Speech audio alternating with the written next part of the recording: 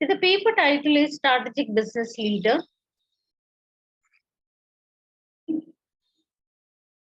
Now, what's the expectation from this particular paper? So, as you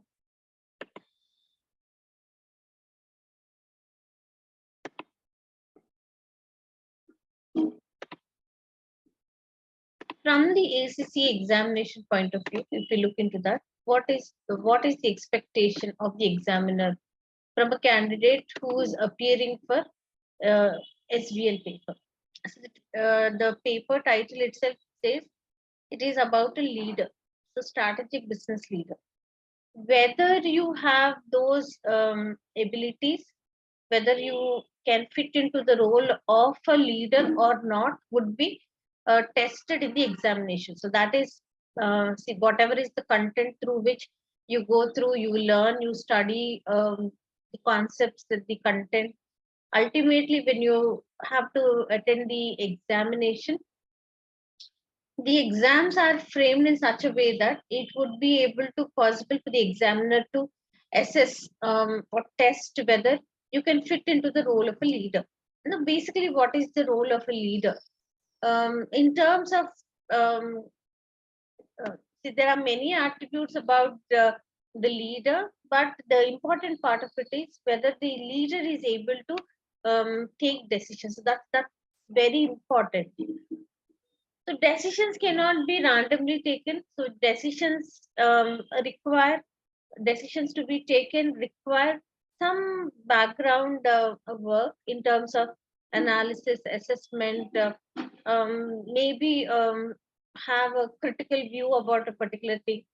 Someone who's basically is well versed with every aspect of the organization. Now that is what is the expectation from the person who's joining the organization in the capacity of becoming a leader. So in that level, if somebody is joining, so with ACCA professional qualification, you will be joining in a role where decisions are to be taken. So definitely with this qualification, you would not join the organization at the entry level, but you will be joining the organization at a level where your role is very crucial. So there are many things the candidate has to acquire. See, don't look at this particular content as only some theoretical content where you have to learn them, memorize that and write it, but you will have to prove yourself that you are eligible to be called as a leader. Okay, that is the paper SBL Strategic Business Leader. So what are we basically going to look into? See, being a leader, so the strategic business leader, when you write the examination, SBL examination, you're proving yourself to be a leader, being a leader, whatever roles the leader has to take up. Now, all those things the leader would be, you will be proving about that. Okay. This being a leader, and you should be able to think strategically. Okay. Strategically, it is just not implementing something, but it is about planning for something. So, strategically, planning, it's just not for that temporary situation, but taking a very long period of time and then thinking for that long period of time for the benefit of the organization in terms of it being able to achieve the objectives of the organization. So thinking strategically. Now, what are the professional skills that are required? So the professional skills that are required for someone to be called as a strategic leader, a leader, the first thing is the leader should be able to communicate well, communication skills. So when you are writing the examination, you should be clear in terms of expressing your point. So communication is very important. So a leader should be able to communicate his viewpoint to his subordinates or to the people in the organization. So communication skills would be tested. Then the next one is commercial acumen. So will someone tell me what is the meaning of acumen, commercial acumen? Any one of you?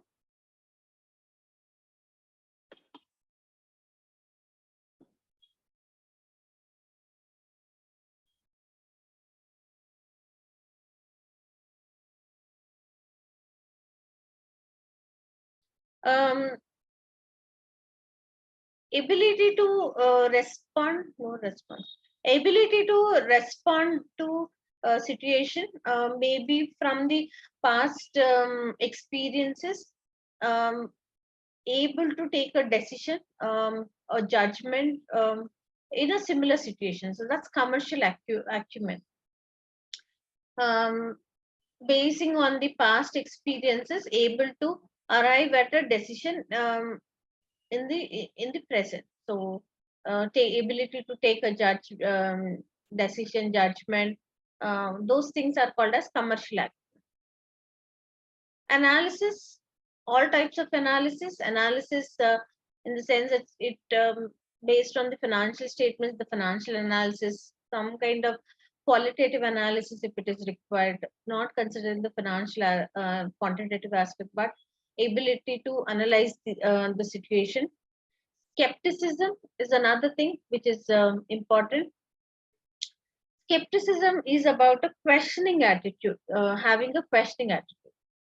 See, if people are together for some time, they're working together, they understand the working style, and then there is a danger of confirming everything what the other person does.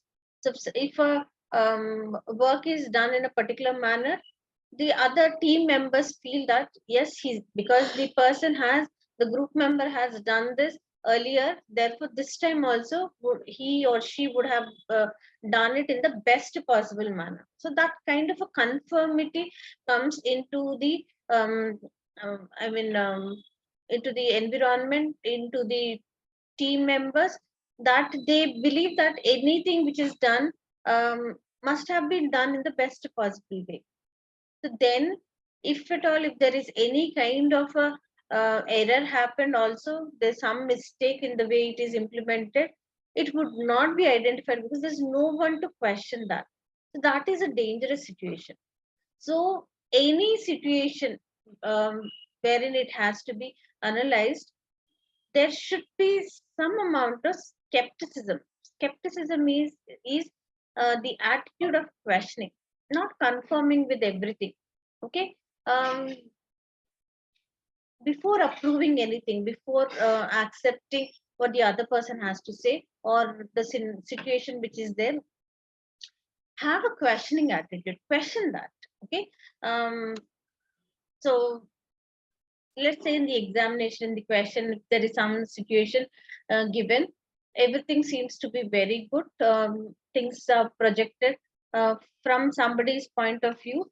They seem to be very good. Because the other person says it's very good, should it be taken as very good, or should it be looked into from any other aspect where there would be issues raised out of that? So questioning attitude, is it really so good as it is being presented, as it appears to be? Is it the same thing, or is there anything else behind that? So that kind of an attitude should be there, questioning attitude. Not that it is within it's always with a questioning attitude, always criticizing.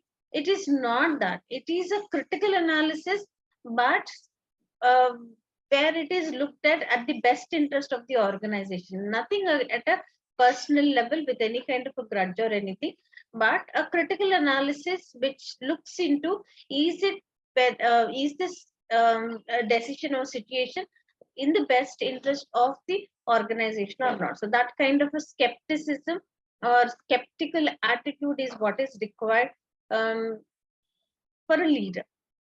Then evaluate the scenario. Evaluate in terms of how things are implemented. Okay, assessment, evaluation. So that is again another important aspect. There are 5 professional skills generally. Which skill has to be highlighted? Usually would be given in the case study. So you will have to focus on that part of it and then present your answer. Sometimes, I mean, it is silent about which skill has to be highlighted, but you should be very clear about exhibiting all these skills in your answer. So definitely communication is what would be tested, whether you are able to communicate your point. Okay, instead of being very indirect, approach that the simple straightforward way. If you can present it, that's very good. You need not be too elaborate. You should be able to be very clear, crisp and clear, briefly. So if you present that, I think that is sufficient. Then whether you can apply previous experience and then take a decision, commercial acumen, analysis, any kind of an analysis which is required to be taken up, some kind of a calculation or some simple thing. um, you should be able to do that. See, most of the time, because it is not at the entry level part of it. See, this is at a level where the candidate is being tested for whether he fits into the role of a leader or not. So leader would not be so very involved in numerical calculation or anything. If at all, if the situation requires some kind of an analysis, that analysis already done and would be presented in appendix or some kind of a tables or additional notes that is given along with the case study. All that would be there. So mostly the calculation part of it would not be asked of the candidate to take it up, because that at that level you would not be like, suppose if some ratios have to be calculated, etc. See, it was tested earlier in TM, in MA. The other papers, previous papers, the candidate was already tested those in those areas. So some kind of a variance or some kind of a budget. See, um, preparation of those things is not the focus area here. Okay, but rather based on that, you should be able to give your analysis and interpretation. So that is what is expected. Have a skepticism should be another attribute with the candidate, and then evaluating the situation.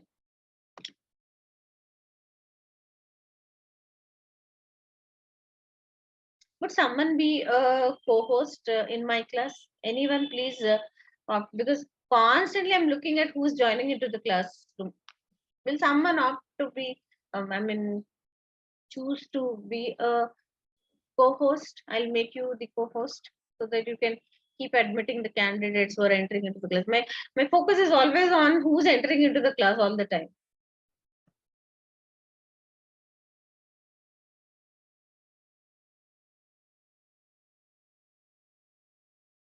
Please volunteer and come forward so that I'll make you as the co-host.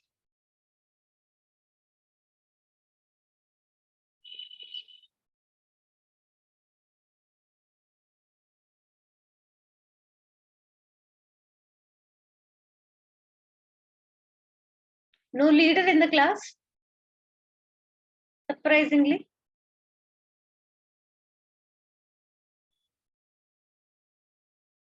Oh my God. 2 sections, not even one leader is there. Your role is just to admit the students. Don't have to be worried about anything.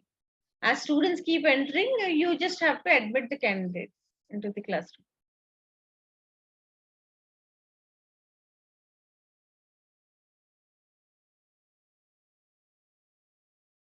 Okay, fine. Okay. The first professional skill, communication. Communication. Then you should be able to inform concisely. Okay, you don't have to be in detail to a great extent, writing a big paragraph, a lengthy essay kind of thing. That's not what is expected. Inform concisely, objectively, and unambiguously, while clear, straightforward, while being sensitive to cultural differences, using appropriate media and technology. Persuade. See, if there is some difference of opinion, you have to convince the other, you have to explain clearly to the other person. Um, See, what are the benefits of that? So in that case, you need to persuade. So, but the tone is very important. You cannot use in a harsh tone. Um, using compelling and logical arguments, demonstrating the ability to counter argue when appropriate. So, persuading is what is needed. And if there is some kind of a clarification, if it has to be given, maybe somebody perceives a particular thing in a particular manner, but that is not the right thing. So, clarify. So, these things should be there when you are talking about communication.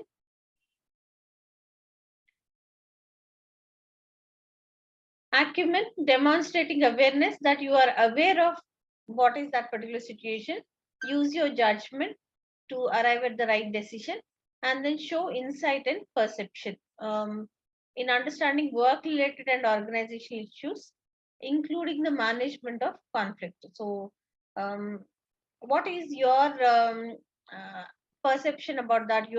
What do you see that situation to be, or what is your judgment? I do know that there are students in the waiting room. I just asked you, one of you, to take the responsibility for your classmates only. You're not bothered. Should I be bothered? My work is to teach. I just asked one of you. I purposefully I'm holding them in the waiting room. I'm asking one student to come forward so that I will make the student co-host. What is that you would be losing? You just have to keep admitting the candidates into the classroom. That's it. Who's come forward with this? Would you be interested to become the co-host? Co-host has nothing to do, something like writing, taking the attendance or kind of. You don't even have to take the attendance. I'm not even asking you to take the attendance. Just keep admitting the class students to the class. Analysis, investigate, inquire, consider, um, look into, probe into that situation, and then find out what is the root cause of that particular problem or that particular situation. So investigate, inquire, and then consider different aspects, carefully reflecting on their implication and how they can be used in the interest of the department and wider organization. Skepticism, as I told you that skepticism, that questioning attitude, challenging, not agreeing with others. See, it is not with some kind of a mm, disagreeing attitude or a grudge or a revengeful thing. But instead of confirming with everything, just look into that whether it is appropriate or not. So that's skepticism. Then evaluation, assess, estimate, and appraise. Evaluation. These are the skills that are required.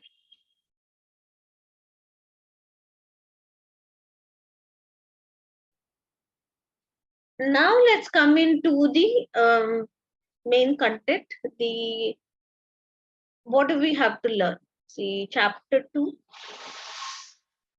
Chapter 2 talks about concepts of strategy. So, concepts of strategy, we see strategic planning. Then we would be learning about the JSW approach, which is Johnson, Scholes, and Whittington. And then what does it mean by strategic drift? So, these are the concepts which we will be looking into under chapter 2.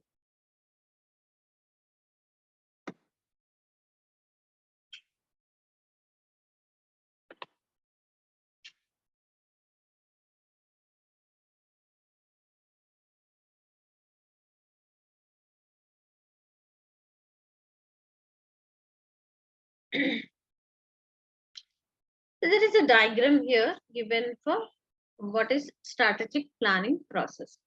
What strategic planning process? Every organization, whether it is a profit-seeking organization or not-for-profit organization, any type of an organization, see, when it is established, there is a basic purpose behind establishing that. See, some of them may be aiming at maximizing their profits. Now, of late, we do not see, so though they are profit-seeking organizations, profit alone is not their primary objective. There are multiple aspects, maybe to cater to the requirements of the customer, satisfying the customers, um, um, then becoming the market leader. See, certain other things, maintaining best relationship with different stakeholders. Those things are also along with the profit maximization for profit seeking organizations. See, some of them may have exclusively that concept of maximizing profits. Nevertheless, there is some purpose. See, ultimately, we see that just like that, nobody starts an organization, nobody starts a business. So, if a business is started, then there is a purpose. So, that purpose is given as mission. See, for not-for-profit organizations, also there is a mission. See, their mission, their purpose is to provide services to some stakeholders. Sometimes it's the society at large, or some groups in the society, or something. But in all situations, whether it is a profit-seeking organization or not-for-profit organization, there is a mission. Now, when there is when the organization is established, everybody in the organization aim to achieve the mission. So mission, it cannot be achieved in a very short period of time. In the current year, it may not be achieved. It will require a longer period of time. So focusing during this long period of time, focusing on the purpose to achieve that purpose, when everybody works towards that, ultimately it becomes possible to achieve the mission of the organization. So the focus of everybody in the organization is to achieve the mission. Mission has to be achieved. Okay. But that's a very long period of time. See, long period of time for a student also. Let's say that for a student, if he joins in a particular program course, the objective is to become successful, achieve success in terms of, it could be depending on each student's definition of success. They may aim to become university topper, college topper, or some grade, achieving a particular grade. See, but if the program, let's say you are into BCom programs, if the program is for 3 years, then your mission is, your purpose is to get the degree certificate. But do you just wait till 3 years to happen, and then after, at the end of 3 years, then you realize that you have achieved or you have not achieved? See, it is a 3 years time duration for BCom program to be completed. So you just decide when you join, and then after 3 years, then you look back and then say, I have not achieved or I have achieved. Is it that simple? No, because it is at every given step you will have to achieve smaller tasks, targets. So you will keep writing, the candidate keeps writing small tests, exams, term exams, final exams, etc. So there are various stages and steps at which smaller tasks are achieved. So that all these things will put them in the direction in which they have to move ahead, ultimately to achieve the overall objective of the organization. Okay. So in between, see the purpose to achieve that, there should be objectives, tasks, targets that have to be set. So when there are objectives that are decided, okay, how can they decide? How can they set the objectives? So the objectives have to be set so that the people in the organization can achieve these objectives. Would it be randomly deciding on the objectives? No, it would not be about randomly deciding the objectives, but the objectives that are set to be achieved are based on 3 different types of analysis. One is internal analysis, second one is external analysis, third one is stakeholder analysis. So internal analysis, external analysis can be taken up by you all must be aware of this one. there is an analysis called as SWOT analysis. S and W talk about the strengths and weaknesses of the organization.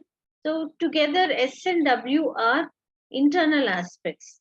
So for an internal appraisal or internal analysis to be taken up, it has to be focused on what are the strengths and weaknesses of the organization. So these are internal aspects.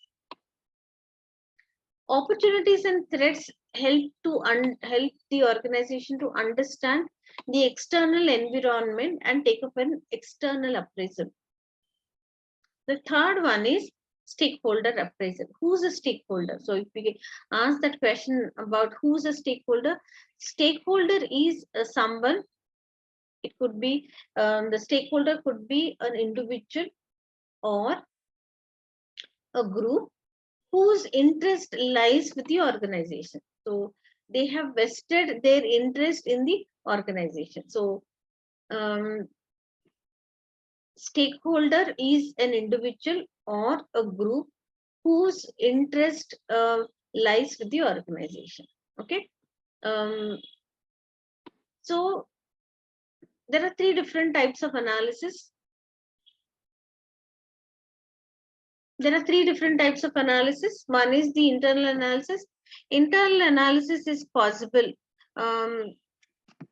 when they focus on the strengths and weaknesses. Strengths could be maybe they have sufficient amount of capital.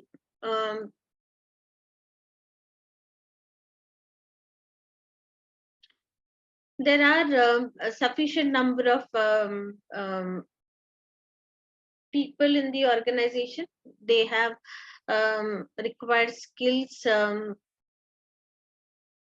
They're qualified. They can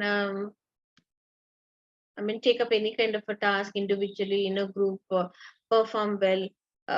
See, people could be their asset. Good management could be their strength. See, all what they have already acquired for themselves for the work to be carried out, they are very good with those things. So we look at them as strengths if they are very good. They're better than others, so it's a strength.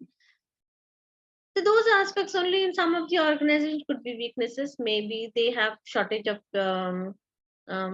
capital. Funds are not sufficiently available. Management has weaknesses.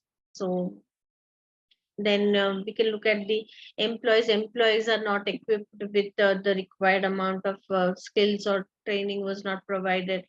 Maybe they are morally, ethically, they are not sound, things like that. So internal environment has to be understood. See, what is that they are good at internally, what are their plus points, what are they good at, what are they not good at. So that is about internal analysis. Strengths and weaknesses have to be looked at. Then comes opportunities and threats in the external environment. The external environment, how is the external environment?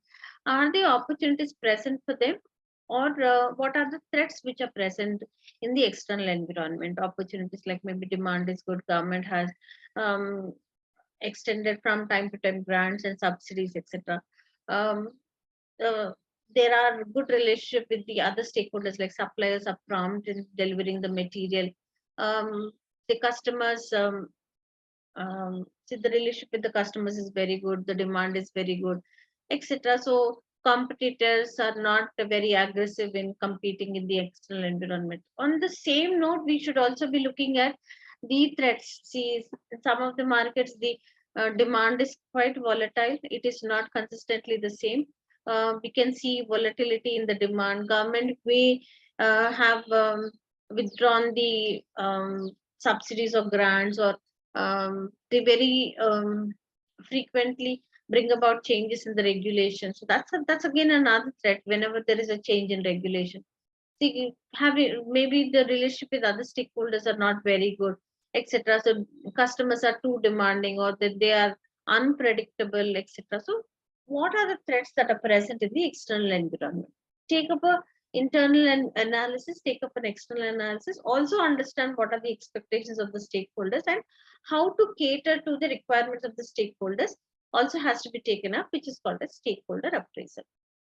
Okay, so there are three different analyses that are taken up.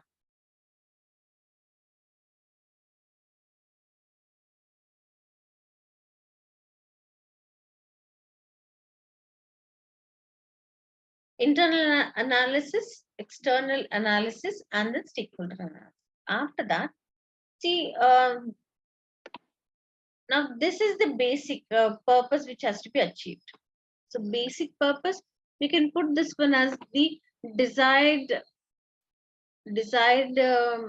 performance, okay, or we can put it as a target which they want to achieve, desire or a target.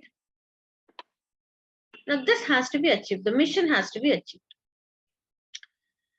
The mission has to be achieved, but when these three different analyses are taken up, okay, after that, what is possible? See, looking at the strengths, weaknesses, looking at the external environment, looking at the expectations of the stakeholders, after that, it would be possible to estimate what is possible for them to achieve. So we call that to be as expected performance. Expected, predicted, forecasted, we can call these things. So there is a desire which they want to achieve. Then looking at various aspects, what is possible to achieve, expected performance or forecasted performance. Now expected performance, when it is compared with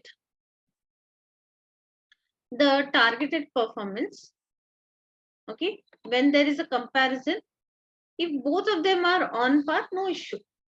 The aim is to maximize profit, but profit maximization is not such a simple task. It's not a possibility. They are not able to achieve that, or to become a number one company in the country, in the economy, is the objective, but it doesn't seem to happen when these three analyses are taken up. So if that is the case, if at all, if they do not match with each other, so the targeted performance and the expected performance, if they do not match with each other, then there is a gap between these two. This gap has to be closed. Okay, to close the gap, if at all, if there is a gap between these two, the gap when it has to be closed, what are the strategic options that are present? Generate strategic options, the choices, the alternatives which are available with them. Among them, choose anything, any choice, choice of alternatives. Among them, choose one thing and plan and implement that. As implementation happens, wherever there is plan, wherever there is planning,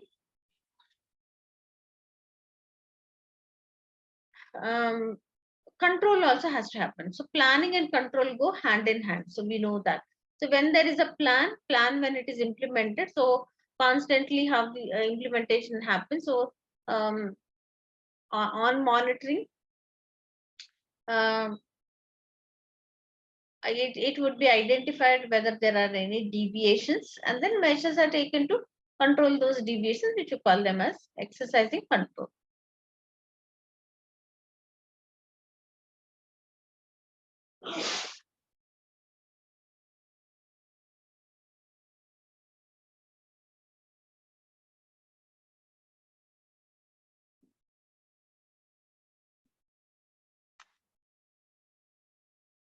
So you must be knowing this. This is very general. There are three different levels in the hierarchy of management. The first level is the strategic level, or we also call that as a corporate level. Then the middle level, which is called as business level, and then finally we have it as the functional level or the operational level. So at the strategic level, what is that they would be planning? The plans that take place at the strategic level is the strategic level is involved in planning for the entire organization in terms of what products or services they would produce, what are the markets where they would be present to sell their products and services. So that would be the focus about or the planning at the strategic level. So at the strategic level, the planning involves the entire organization about what products or services they would produce and where would they sell these products and services. At the middle level, the business level, they are more involved in um, taking up plans in a detailed manner. So how to achieve the plans at the strategic level, what kind of planning should be taken up in terms of assigning the work to in departments, divisions, individuals in the organization, how to utilize the resources that are available in a best possible manner. So that is the level of planning that takes place at the middle level. See, then these plans that are prepared at the middle level have to be implemented, which are implemented by the functional or the operational level. So their level of planning would be as they are implementing. So day-to-day planning, whatever is required, is taken up at the functional level. So just remember that. That's the whenever we have to use that, we will be able to just remember what kind of planning they are all involved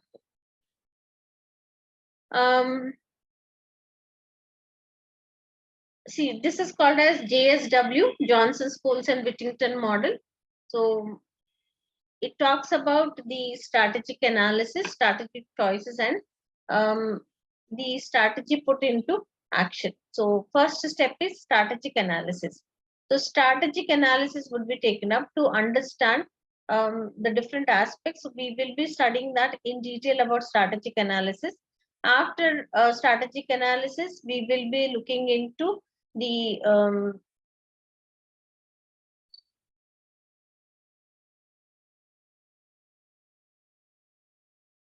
alternatives that are there, which can be implemented. So that is what has to be looked into. Analysis will help us to study the internal environment and the external environment. So there are different models which are helpful for us to understand. So how do we analyze the scenario? How do we look into that, investigate, inquire, all those things, understand that particular situation? So how do we do that? So to take up an analysis, we have different models and methods and studies which help us to understand things internally, externally in a better manner. So take up the strategic analysis.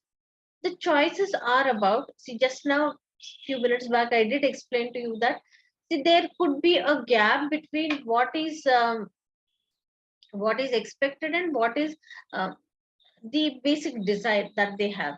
So if at all, if there is a gap, so we will be discussing about the gap also.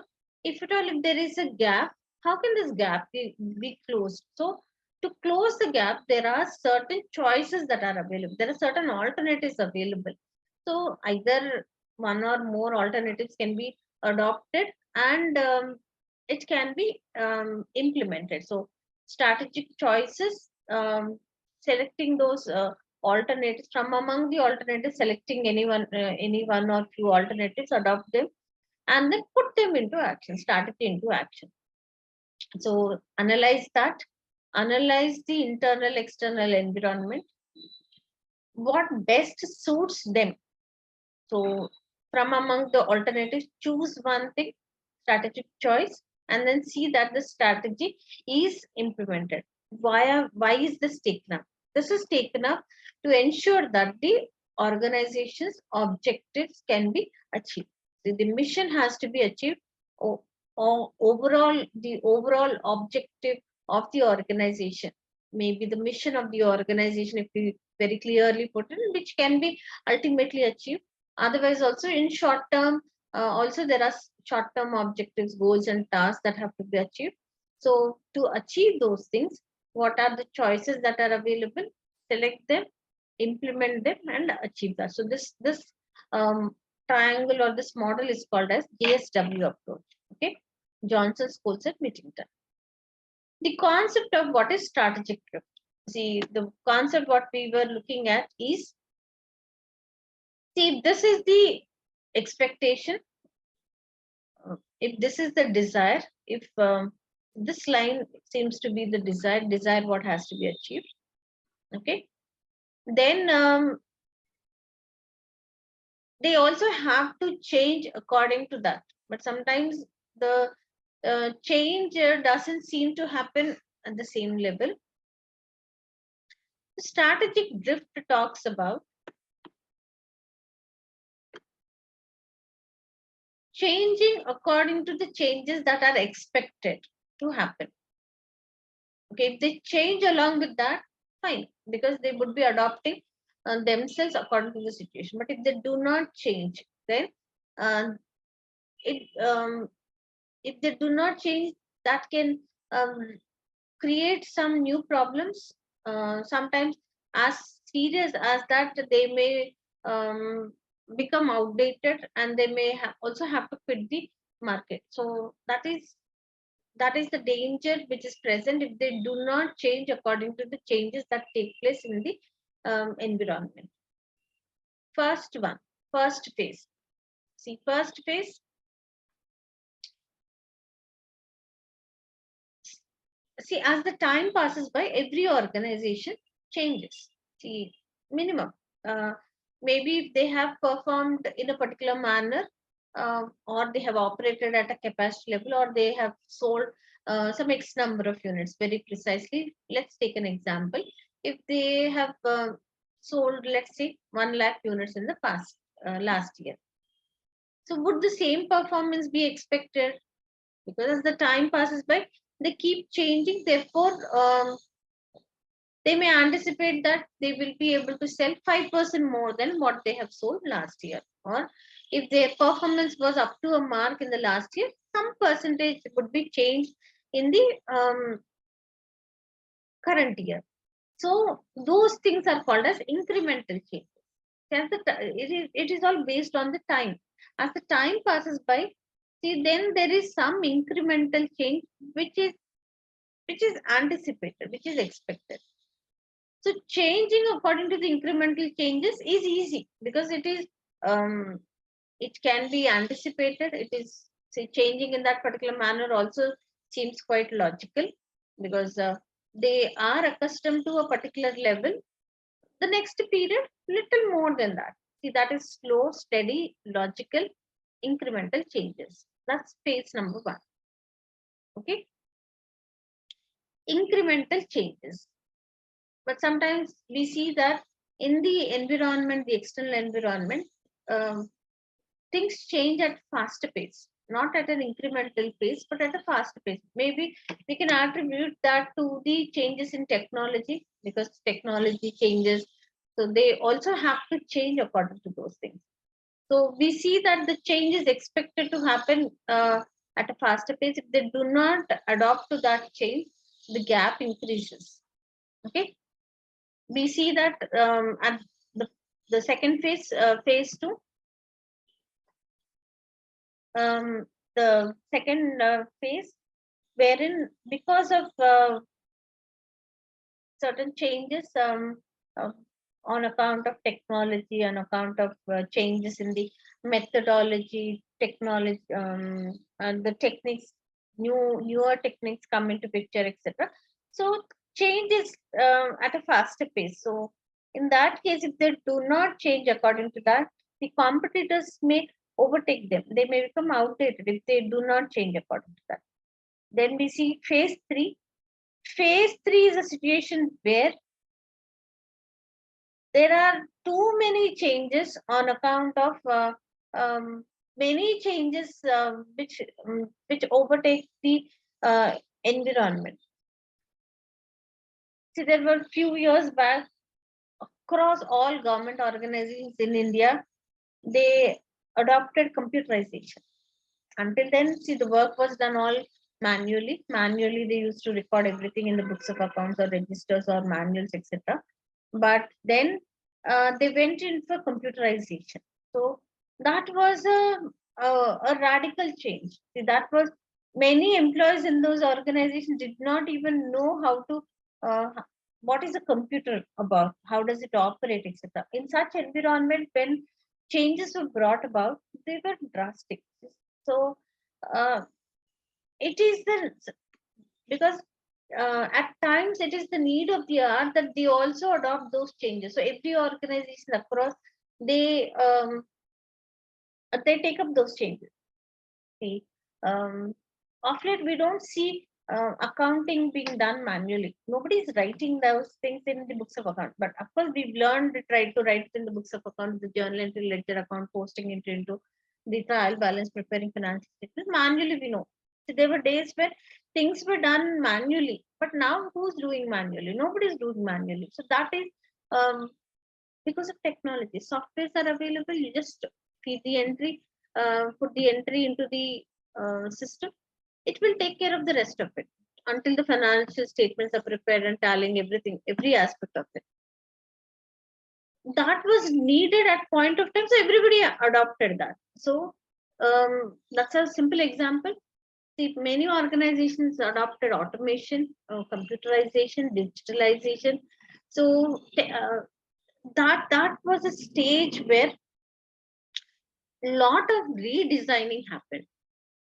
The same work, how to do it in a completely different manner. So there was a gap, there was a change. See here between how things are changing and then how they have adopted themselves. So there is a gap here. So at that point of time, they cannot think about doing things in the conventional manner, but they have to embrace the change very quickly. See, if it is required, see when it is required that things have to be automated, everybody has to go in for automation. If they are hesitant about that, then so they will be left behind. So that is third phase where things happen at a drastic pace. Changes happen at a drastic pace. Okay, fourth change is when they adopt those changes, when changes are adopted, then they can again come back to their, um, I mean, pick up that pace and then get back to the what is the required pace. Or maybe sometimes they might have already reached that saturation point beyond which there is no possibility. So it could be the next demise or decline phase, or they have accepted the transformational change. So that's the strategic shift. So what is required at different phases, it has to be adopted so that they can be on par with what is happening in that particular industry. Strategic shift.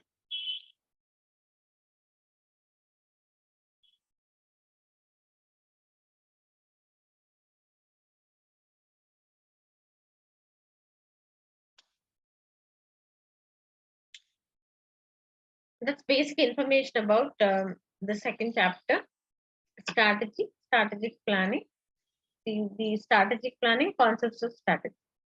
That's just the introduction part of it. Actual content, we will be looking into the other chapters.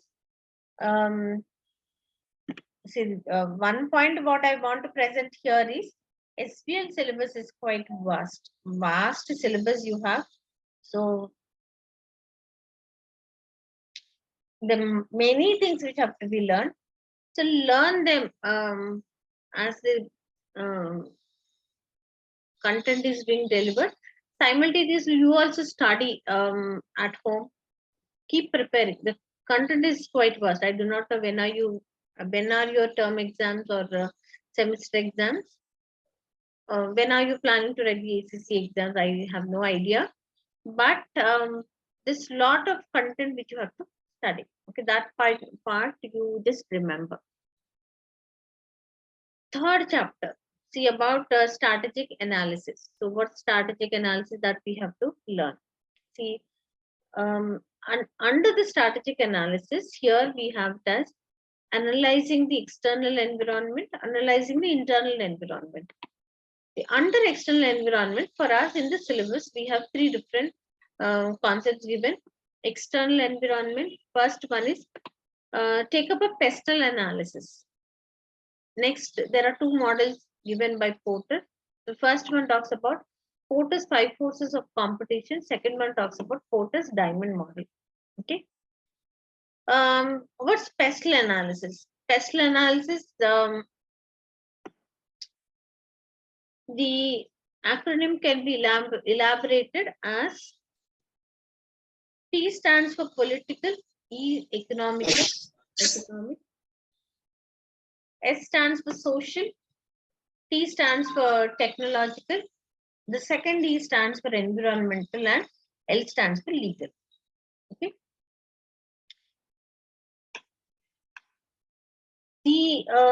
In the external environment, these are the factors which do affect the organization. So they will have these factors have an impact on the organization. The political factors. See, it talks about the political stability uh, in the in the in the economy, in the external environment. See, political stability, whether there is stability or not, also will have an impact. See, too many fluctuations, too many changes, political unrest is there in that economy. The firms also to get affected because of that instability. So we look at the political factors, the economic about it talks about the economy as to what's the development growth in that economy, what is GDP, what is the number of exports and imports that happen in the economy, the income levels of the people. See, they are dependent on the trade cycles in the economy. So trade cycles, per capita income, disposable income, um, those aspects are all economic. So what's the interest rate prevailing in the economy? What's the inflation rate present there? What's the exchange rate when they are dealing with other countries, and then the foreign currency, how is it fluctuating, etc. So that those are all economic factors. It stands for social. Social factors is about social is basically about the people. Okay. So the people in the economy. So we would see what are the cultural aspects of it, taste, preferences, see the education level, the male female ratio, the child and the adult ratio. See all that about the people in the economy. So the taste, the preferences, so those aspects are all considered under social factors. Then T stands for technological. Technological, so the technology um, up the with that was adopted, and the updations all related to technology is under technological factors. Then we see the environmental factors. Environmental factors. If the organization has because of the process there is some impact on the environment, so those are called as environmental factors about what's the carbon footprint, what are the rules and regulations which are laid out for the organization to fulfill in terms of minimizing on the carbon footprint, or the pollution, minimizing on the amount of pollution that can be created. It talks about the sustainability, how are they utilizing the resources that are available, the renewable, non-renewable resources, etc. So everything about environmental factors. The last one is legal, talks about rules and regulations that are given out from time to time, which have to be followed by the organization. Those are called as legal factors. So political, economic, social, technological, environmental, and legal. Sometimes pestle is presented in a condensed or a brief form, which is only pest. Whether it is pest or pestle, it means the same. So when it is just a pest, it would be about legal and political will be clubbed together, and it will be there under P. Environmental, both the E's will be clubbed together. So economic plus environmental will be clubbed together. Whether it is pest or pestle, it basically includes all these aspects and what impact these factors have on the organization. That's about pestle analysis. Um, there's a model given by Porter's five forces of competition model.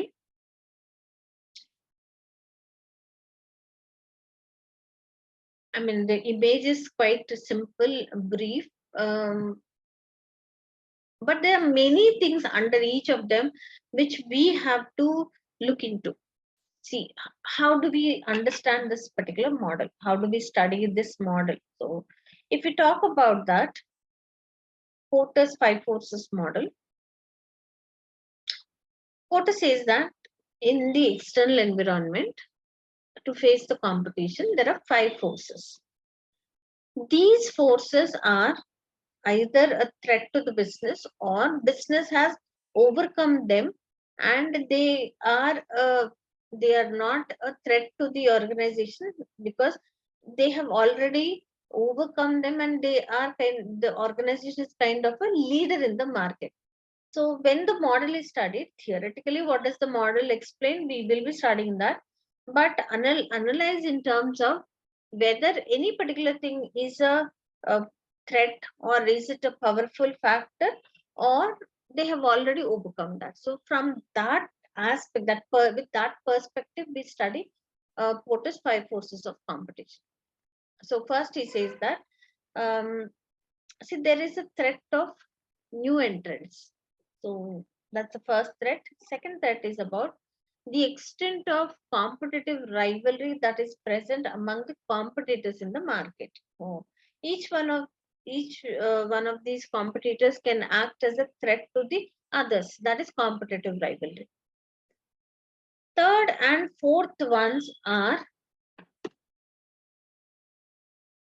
the see, the image here is it both of them are buyers. See, it is about this part of it is suppliers instead of buyers. This is suppliers.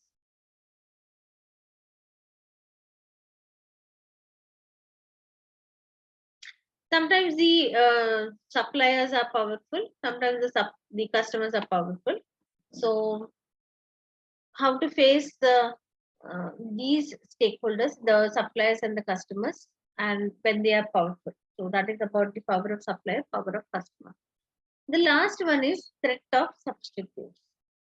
Okay, so each one of them, let's discuss that in detail. If there are few players in the market, let's say 3 players are there in the market, 30% of the customers are with first player, 30% of the customers are with the second player, and 40% of the customers are with the third player. So if we see that a fourth player wants to enter into the market, let's say there is a fourth player, if there are ABC present in the market, D also wants to enter into the market. See, at least no matter how small, also, if some of the customers get attracted to the new supplier D, then each of them will lose their market share. So, even if it is a small portion, some of the customers get attracted to the new player. So, this new player is a threat to these existing players in the market, the existing businesses in the market. So, there is threat of new entrants. How do we study this particular model? So here is theoretically we just study about that. Yes, there is a threat from the new entrant. We should further analyze about, is it so simple that new entrants can enter into the market? Is it so easy? Or what factors act as a barrier to the new entrants? So new entrants are not so it is not possible for them to enter into the market easily. So that is how we need to look into the aspect of threat of new entrants. I hope I'm clear. Any issue? Are you able to follow me?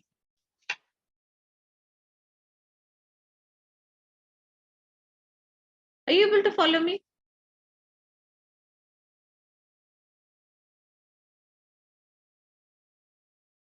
Am I audible? Let me start on that note. Am I audible?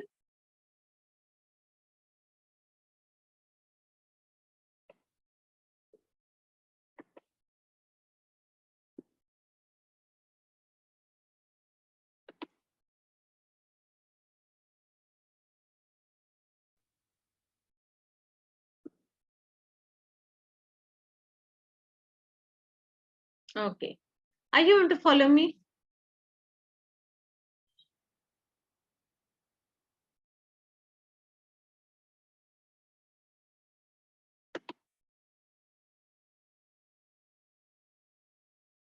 Okay. Any issue, you can put it in the chat box. Class 10th is 111, isn't it? You said 111. The more students than 111 or 115, you said. 115. Okay. So the first one, threat of new entrant, should be looked into as are they are they really a threat to the business, or there are some barriers for the new entrants to enter into the market? Uh, how do we understand? How do we look at that? So let's say if the capital requirement to start the enterprise is huge, then not everybody can afford. Not everybody, for them, it is easy, simple to enter into the market. So threat of new entrants or a barrier to the new entrants should be looked at as what is the capital requirement. If the capital requirement is very less, see, it becomes easy for anybody to enter into the market, okay, enter into the industry, start their own business unit. But if it is quite high, then in that case, um, it may not be possible. Not many would be able to even afford that, think about entering into the market. Another important aspect is what's the role of government. See, if the government is very supportive, it encourages new firms to be established. From time to time, it comes out with different aspects, different subsidies, grants, encouragement, um, coming out with the policy of ease of doing business, etc.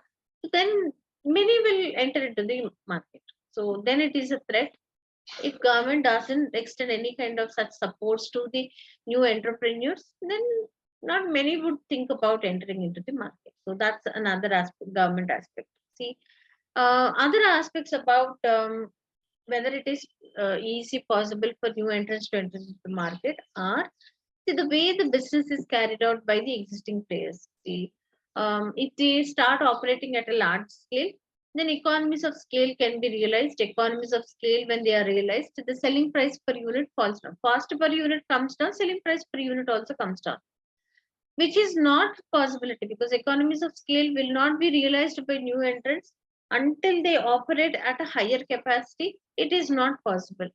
So the existing players do enjoy the economies of scale, and because of economies of scale they can offer the products at lesser price to the customers. Initially the new entrant will not even have any amount of profit also realized until they reach the break even point. At the break even point they start, beyond the break even point they start earning profit. So until they reach the break even point they cannot even think about giving a discount to the customers. So then it would be a threat to the new entrant, or it is a barrier to the new entrant not to enter into the market. Economies of scale is one thing. um, you have learned in PM learning curve.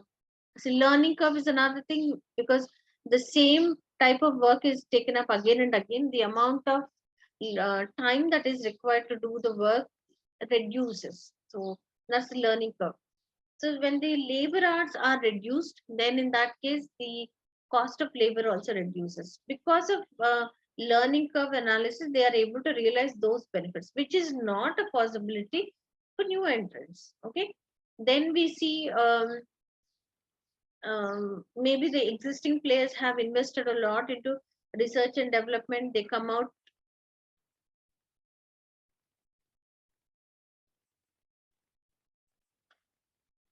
Okay, one good news, let me also tell you that. So anybody scribbles on the screen, name will be displayed.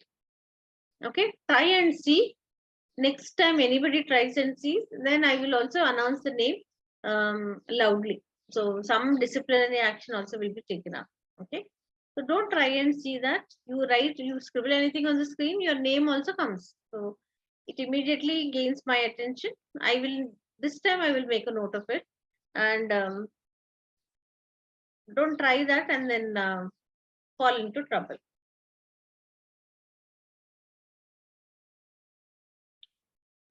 Okay.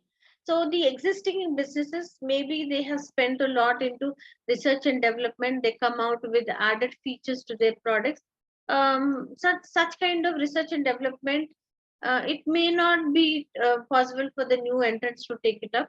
Sometimes they may well funded, they may be well funded, they may be spending a lot into research and development even before entering into the market. Such kind of things also we see that technologically with the quite updated technology, new players can enter into the market. So that is, we are not ruling out the possibility, but we see that mostly this is a possibility that existing players will be able to spend a lot on research and development, add more features to their products, etc. So that those things would be um, preventing the or the new entrants to enter into the market. Another aspect is, see, if the brand is well established, people are so very particular about using the brand. They do not like to try out anything new that comes into the market once they stick to a particular, or when they are um, very well accustomed to using a particular brand identity. Okay, in all aspects, all these five factors, there is one thing called as switching costs. So when they switch from one player to another player, switch from one product to another product, suppliers they switch, customers they choose different customers to, or they use substitutes. See, all these situations, there is one thing which is common called as switching costs. Okay, switching costs are, see, um, if they are associated with particular entity, a particular product or a particular brand, group, shop, mall, see, there are certain benefits that can be availed as long as they are members of that particular organization, or they are members of a particular group. They are associated with the seller, manufacturer. So there are some benefits which can be availed. If they stop being the members, they will have to forego all the benefits. So they cannot have the benefits. Let's say that subscribed members are given some preferences, some priority, some additional features, some additional discount. Non-members do not have that. Okay. So if they switch from one player to another player, they may have to forego the benefits. So on account of losing those benefits, many customers do not switch between players or entities. So if it are switching costs are there, switching costs will prevent them from changing the players. So if switching costs are there, customers do not very easily get attracted to new players. Then we see that that will be a barrier to the new entrant. Okay. So likewise, we need to study about what factors. Theoretically, this is all the explanation, but in the examination, in SBL examination, we need to identify what are the those factors which are affecting that particular business. So is it a threat, or did they overcome that threat? So from that aspect, our analysis should proceed further and then comment upon that. The second factor, second force here is competitive rivalry. The extent of competitive rivalry that is present among the competitors in the market. The common points with the new entrants are switching cost is one common thing. If the brand identity is already well established, competition will not be on a severe note. So no matter what they do, also the customers are kind of hooked to a particular player or a particular brand, and they continue to buy from the seller. Other aspects about competitive rivalry, we see that see, if the competitors are into diversified businesses, their focus will not be on only one particular um, business. Their focus is diverted, or it is spread up across multiple businesses. So they do not compete on a rigorous note. So the competition is not so severe. They compete on a lesser intensity. Because they are into diversified businesses, their concentration would not be on any one particular business. That's one factor. Next, we can talk about is fixed cost. So what's the amount of fixed cost which is spent? See, fixed cost is a cost which remains fixed till they reach the maximum capacity. So a higher amount of fixed cost if it is there until the fixed cost is recovered. See, fixed cost recovers only at the break-even point. We know that part of it. See, until they touch the break-even point, they cannot take dynamic decisions about giving a price discount, etc., or doing something about that. It is not possible for the competitor in the market because of the portion of fixed cost which has to be recovered. Less amount of fixed cost, as soon as the fixed cost is recovered, I think they can start thinking about giving a discount to the customers. Then the competition is on a different level. See, another factor is sometimes the competitors, even if they want to quit from the market also, when they quit from the market, there are certain additional overhead costs which have to be incurred. Just to not spend on the overheads, or at least by staying back in the market, they will be able to recover some amount of overheads. So for that reason, they may, though it is not very profitable, they still continue to exist in the market and not exit from the market. So such kind of businesses are taking away the market share of the other players. So that's another factor about the competitive rivalry. So we need to study about those things in that particular aspect. Third and fourth, two different aspects are what's the power of suppliers and what's the power of customers. Power of suppliers and power of customers, if we talk about that,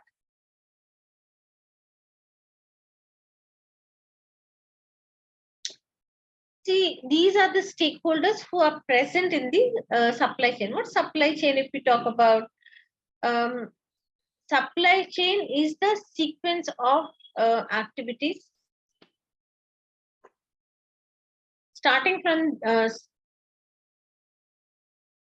sequence of activities connecting from the supplier until the customer. So all the activities that are connected from procuring the material from the supplier till the delivery of the finished goods to the customers. So in this supply chain, we see first we have this supplier. In this supply chain, material is received from the supplier. Okay, we see that the business or a company is there which receives the material, converts this material into finished goods, and these finished goods are delivered to the customer. So sequence of activities. Now the concept of these two stakeholders, suppliers and customers, whether they are powerful, whether they have the bargaining capacity, or they are not powerful, is based on the point, or on the fact that to what extent the business is dependent on them for raw material. If the supplier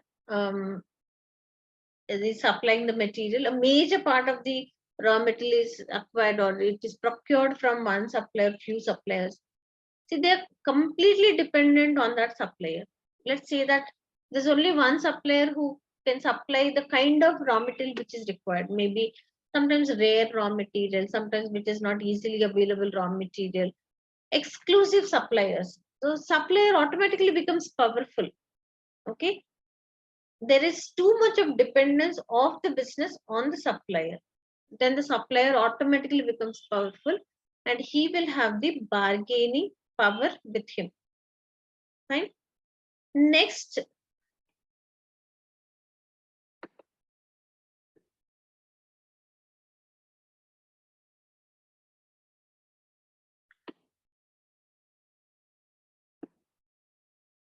if the output that is produced is purchased by, most of the output is produced by the customers, one customer or few customers, um, then the customers automatically become powerful. See, when they become powerful, then they'll start demanding their terms and conditions about the price, quality, time of delivery, etc. So they will have the bargaining capacity with them. They are powerful. So two stakeholders, one is supplier, the other one is customer. Whether they are powerful or not is based on the fact that to what extent the business is dependent on them. Okay, suppliers and customers. Now, how to deal with this? Or can the bargaining capacity of these suppliers and customers be dealt well and then eliminate that? See, for that, there is a concept called as integration. I don't know whether you're aware of it or not. The only time you're responding in the chat is asking your friends to admit them into the class. I think that's the only focus you have, whether your friend is there in the class or in the waiting room.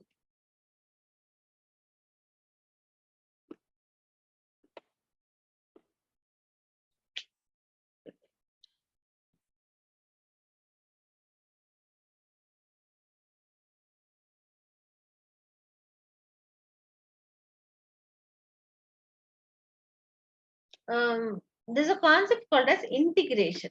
I'm really sorry, I wrote something else. Integration.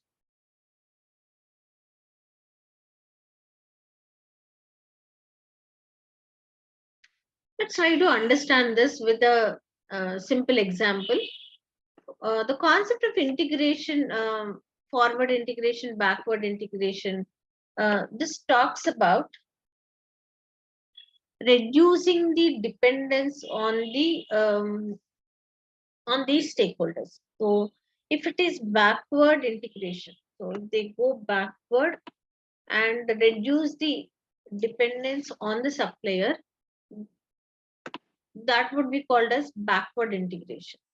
If they move forward and reduce the dependence on the customer for the purchase of the to sell those products to the customers, then we call that as forward integration. So the concept of integration will decide on whether the suppliers and the customers are powerful or not. So that is the aspect what we have to understand.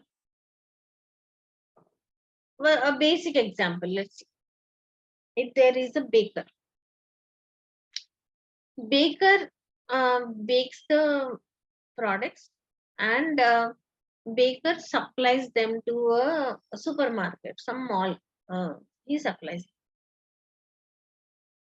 Baker acquires the the main raw material flour. He acquires from a supplier.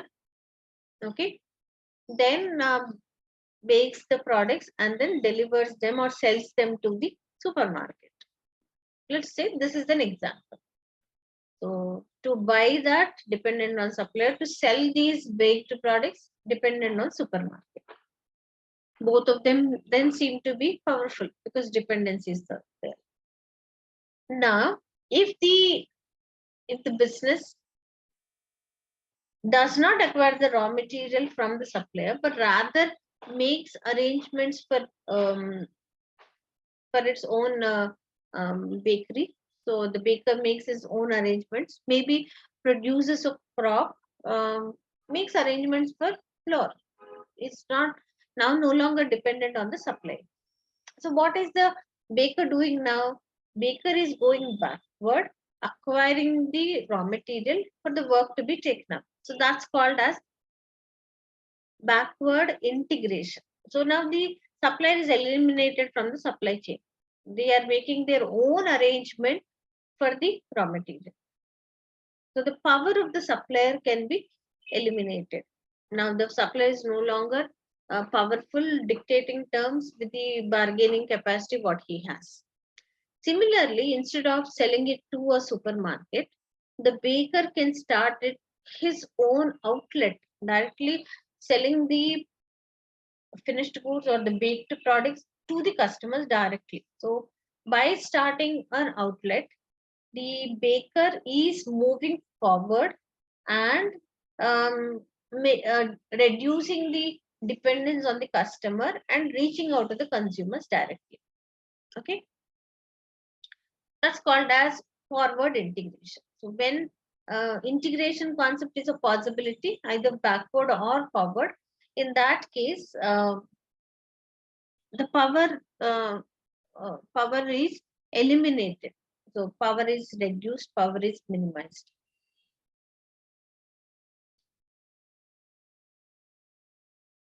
On the same note, on the note of integration, supplier also can think about forward integration. So instead of supplier supplying the raw material, he himself can make the baked products. So the supplier is thinking about um, making baked products, baking them, and then so if he thinks about forward integration, he would not be supplying the raw material to the business. Okay, so then that will be increasing the threat. That increases the power of the supplier. Supplier will now no longer be supplying the raw material to the business. Similarly, the customers, like the supermarket, can think about starting their own bakery. Instead of buying it from the present baker, they themselves can bake those products. That will be backward integration on behalf of the customer. Customer thinks about going backward and making his own arrangements to sell the products. That is backward integration on behalf of the customer. So we should also consider that. Is there a possibility of the suppliers thinking about forward integration? Then it is a threat. Customers think about backward integration, then also it is a threat. So to what extent are they powerful is what we have to study under the power of suppliers and the power of customers.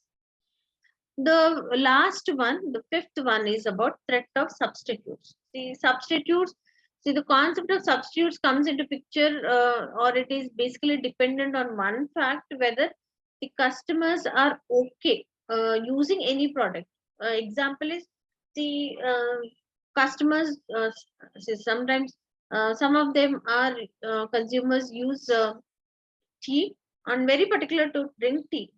They do not like to have coffee in place of tea. Then in that case, see, any kind of changes that happen with the substitute products also, that will not have any impact on the consumer, because consumers tastes are so very the preferences are so very particular. So if such a thing is there, if the tastes and preferences are very strong of the consumers, then in that case, substitutes can never act as a threat. Otherwise, they're a threat. They are a threat. See, people drinking coffee are okay drinking tea, then I think it is a threat of substitutes. So these five forces, theoretically, the explanation, the study text, it's very clearly given. So you study that, but don't study as a theory, but look at the scenario wherein whether these factors are actually a threat to the business, or the businesses are already overcome those threats. So they do not have an impact on the business. They do not affect the business. So from that aspect, we need to analyze. The if time permits, definitely I will do one case study. Maybe not immediately.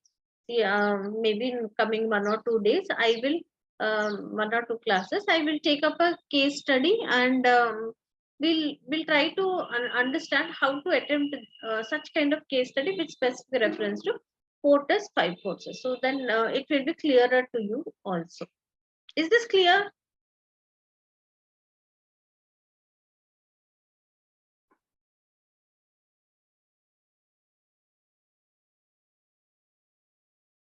Is this clear?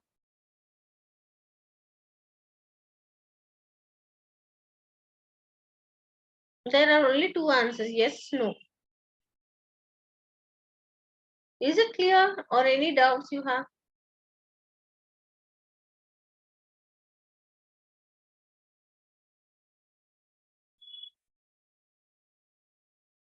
Okay. Um, just take a 5 minutes break. breakage. Don't have to leave the Zoom meeting. I'll just put the recording on hold for 5 minutes. Okay, you can go for a small break. Now it's 10:33 on my computer. Exactly at 10:38, I'll start the class. And don't have to leave Zoom. Everybody be here, but you personally, you can take a break. So 10:38, I'll start the class again. Okay, and we'll resume back.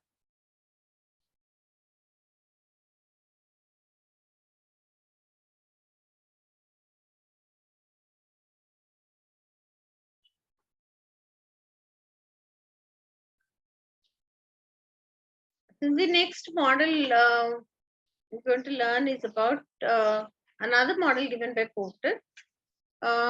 Porter's diamond model. So, are all the students there?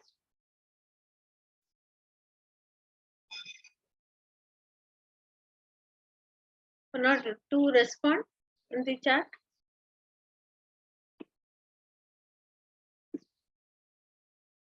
Are you there? Audible? Am I audible? Okay.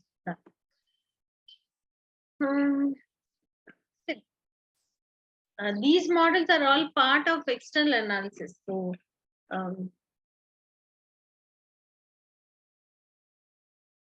that's part of external analysis, pest analysis, pest or pestle analysis. Then, very in detail, we've studied just now about Porter's 5 forces. Then Porter's diamond model, third one. There are many other models also, but our syllabus has these 3 models to understand the external environment well, and then respond to the situations in the external environment. So here, Porter recommends the business entities to enter into global market. So he talks about what are the advantages of entering into global market. So what do you think are the advantages of a firm?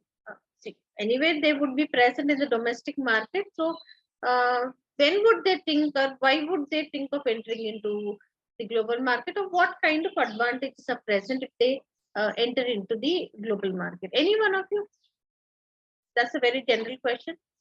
Why do business entities consider entering into a global market, foreign market? Any one of you? One answer at least, 1 point at least.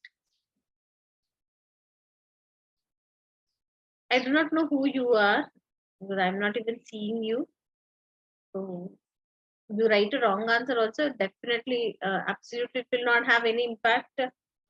It would only be some student has given a wrong answer. So on that note, other than that, there would be no impact there.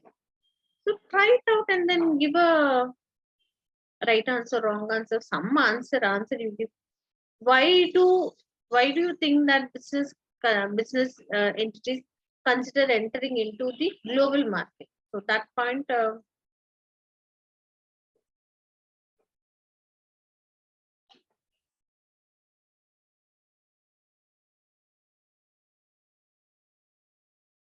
Which semester are you studying in?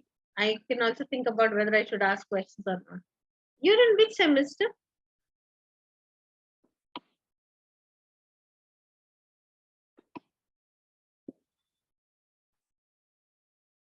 Fifth semester. So finally, a student. So basically, I think that's a very general question. So, why do you think, or what motivates them to enter into foreign markets?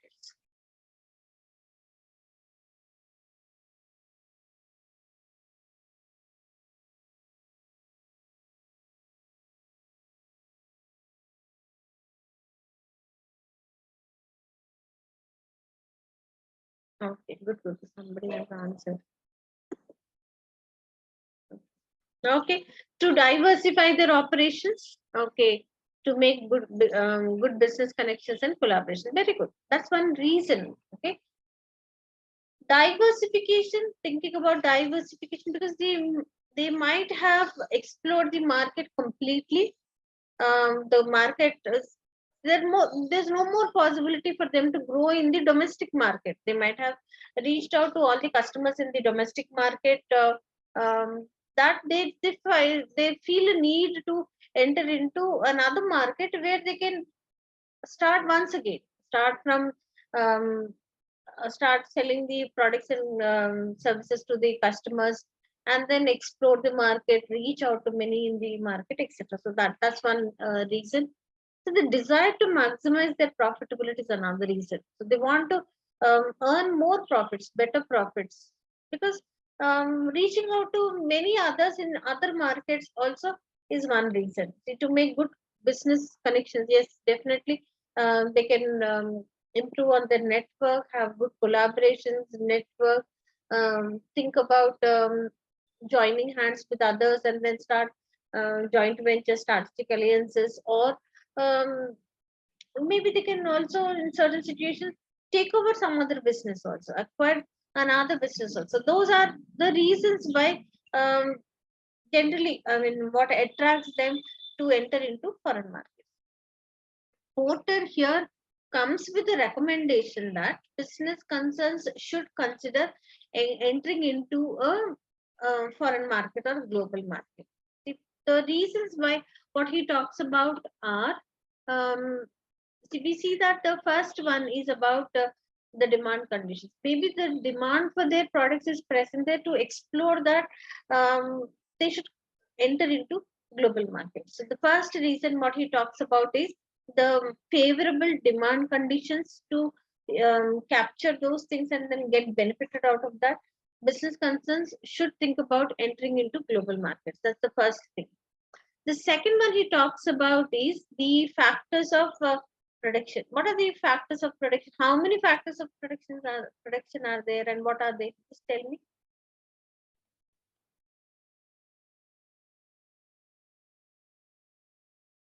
What are the factors, factor conditions? So, what are the factors of production?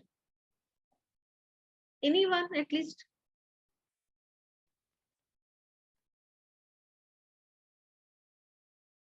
Labor, very good. Okay, labor is one factor. No, not material.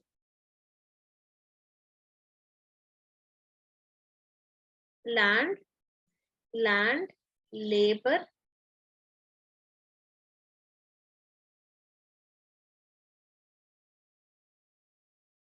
capital. Yes, yes, capital, right? Entrepreneurship. That's right. Land, labor, capital, and entrepreneurship. If these factors of production are available, okay, to explore those things, also they can consider entering into a foreign market. So factors of production, factor conditions, if they are favorable factor conditions, see uh, if there is availability there, in that case, I think they should think about it. They should consider, or these factors are favorable. Land is available, labor is also very easily available. Maybe they can afford to start that, capital availability is there, entrepreneurship. So those skills that are required to start a new business in a new market, if these factors are favorable, then they should think about entering into a foreign market. Along with these factor predictions, he also talks about sometimes there are related and supporting industries. Suppose somebody wants to start an automobile business in a foreign market. See, um, in that case, there might be some auxiliary units which can supply components or some kind of support to the automobile industry. So such kind of related and supporting industries, if they are all present there, in that case, then that would be great help to explore that. I think they should start their business in foreign market. Finally, the kind of competition that's prevailing among the competitors, the strategy, the structure, and the rivalry, it is possible for them to face that and survive in that market. I think they should also be thinking about entering into a global market. So there are four so which are in the form of a diamond. So it's called as diamond model. So Porter recommends business entities to enter into global market. Of course, this model is also criticized on several grounds. Okay, um, so it is criticized that Porter has framed this model considering um, uh, 10 developed economies. So see, the scenario in a developed economy is totally different from underdeveloped or developing economy. So what is favorable, or what are the favorable conditions there, may not be present in an underdeveloped economy or developing economy. So what we are talking about, the demand condition that is present in a developed economy, definitely that would be on a different note when it is compared to an underdeveloped economy. So he based his theory, his argument on considering the scenarios that are present in um, 10 developed countries. So his model was criticized on that note. Okay. Um,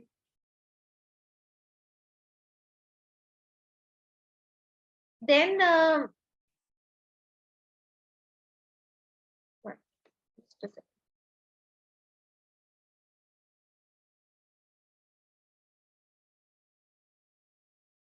One second.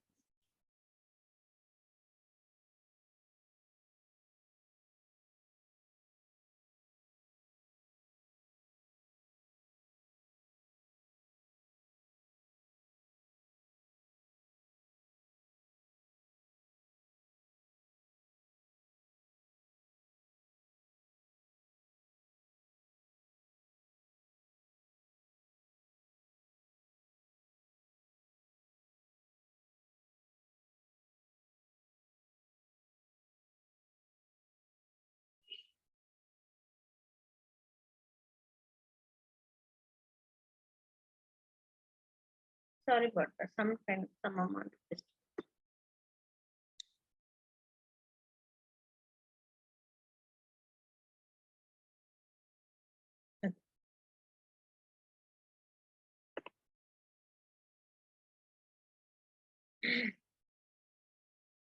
So, Porter's recommendation is that see, the firms should consider entering into global market. So his criticism, his model was criticized on the ground that uh, see, it is not applicable in all types of economies. The developed, underdeveloped, and developing economies are not on par. Therefore, um, it is so the same scenario may not be applicable in all countries. Okay. Um, see, the times are changing now. People are now present on the electronic mode, and then able to provide different kinds of services. See, geographically, even if they are not present in a particular location, also still their business is carried on. See, especially in service industries, so consultancy businesses, etc. Physically, they may not be present there, but yet they do have customers and they do have a market through the electronic mode. Therefore, it is not applicable to service industries, consultancy firms, etc. The whole of call center concept which has come into is they provide services, but physical location is in the domestic market only. But they do have customers in the foreign markets. So it is so this particular thing doesn't apply to consultancy firms, etc. Okay. Then we see that in the changed scenario, in the changed times, it is not so much about the physical location. It is more about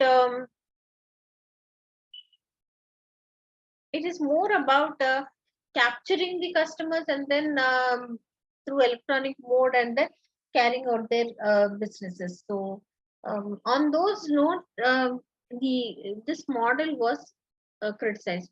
So he was always talking about capturing the foreign markets, but he was silent about the domestic market, what impact it could have when the foreign players enter into the market. So that way he was silent with his model. So see, it is more about managing the firms rather than physically being present in a particular location. Okay, that is about Porter's diamond model, which is one model under external analysis. So we've learned about pestle analysis, we've learned about five forces of competition, then this is diamond model. After that, so maybe Monday's class, I think. By Monday, I will do one case study in the class on five forces. So if time permits, or maybe we can also take up a diamond model also, a small case study if at all, if it is there in the exam kit, we will take it up. But one definitely though I will do on five forces, but not right away, not immediately. So sometime we will concentrate on the content. Content is um, vast is not the word. So the syllabus is quite vast. Even for your internal examination also you have to study so many topics. So let's first at least to some part of it we'll finish it off, and then in between we'll try to squeeze in one or two case studies and then study them. Next part of it is after these models, then we have to take up the internal analysis. As part of internal analysis, learn about what are competencies. Internal external analysis together, it is SWOT analysis. And then internal analysis, there is another model. This model again is given by Porter. We call it as Porter's value chain model. Okay, so let's take up these analysis.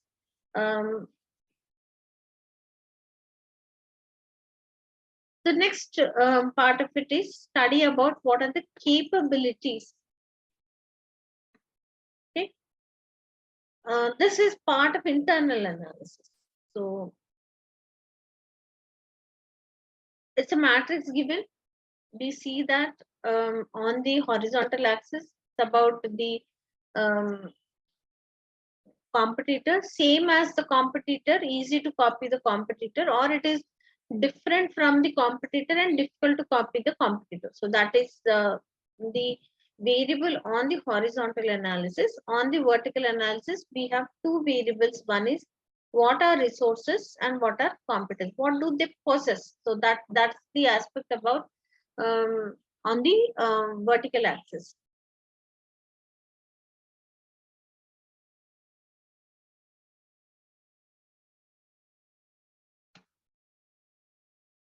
The resources, what they have with them. Competencies, what abilities do they possess. So basically it is about on the vertical axis, the resources and competencies. See, anything, whether resource or competency, what they have, which the competitors also have. Okay, so everybody is on par, they have, competitors also have, nothing unique about that. So they are basic resources because everybody owns them. So what advantage would they have if they own those kind of resources? Or competencies are those skills or abilities which they possess. If they are the ones which the competitors also possess, in that case, we call such competencies as threshold competencies. Resources would be basic if what they have, the competitors also have. So analyze that. Let's say the resources, what they have, the competitors do not have, then they have unique resources that will give them a competitive advantage over their competitors. So unique resources. If the competencies what they have, what the competitors do not have, then we call them as core competencies. Know the difference. Core competencies and unique resources give a competitive advantage to the business over their competitors. They are apart from them, they are ahead of their competitors, they are different from them, so they have an advantage. But to survive in the market, sometimes there are certain other resources, like basic resources are required. So now, if they practice the competencies what the competitors also have, they would be on par. The customers now may choose them. See, they may not have a competitive advantage over their competitors, but at least to be on par with their competitors, such kind of skills, such kind of abilities are required. So they are threshold competencies. Consistently, if they do well with the threshold competencies, it does not happen that threshold will someday come convert into core, because they have that, competitors also have. So one will overtake the other one may not be a possibility, but sometimes when uniquely some resources are available with them, unique resources are available with them, certain skills and abilities where they possess which the competitors do not have, yes, they are different from their competitors. They are set ahead, set apart. They are much ahead of their competitors. They can get the benefit. They have the competitive advantage. Okay, so analyze that about the capabilities. Then we see there is something called as CSF, critical success factors. Any idea of what are critical success factors? You should be having, because you've studied it in some context. I will remind you, but let's see if there is anyone who can tell at least one simple thing about what are CSFs. Any one of you, please.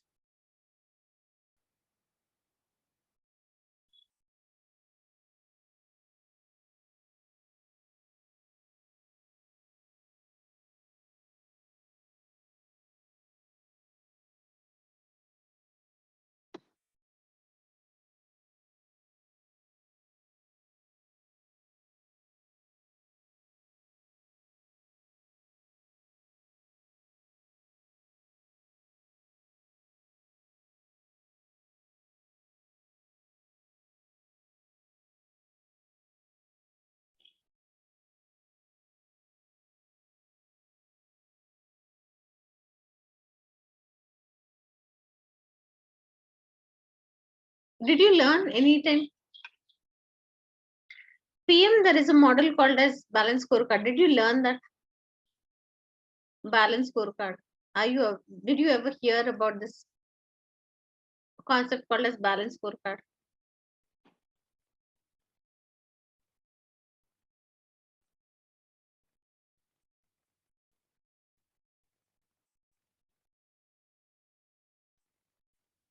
Okay.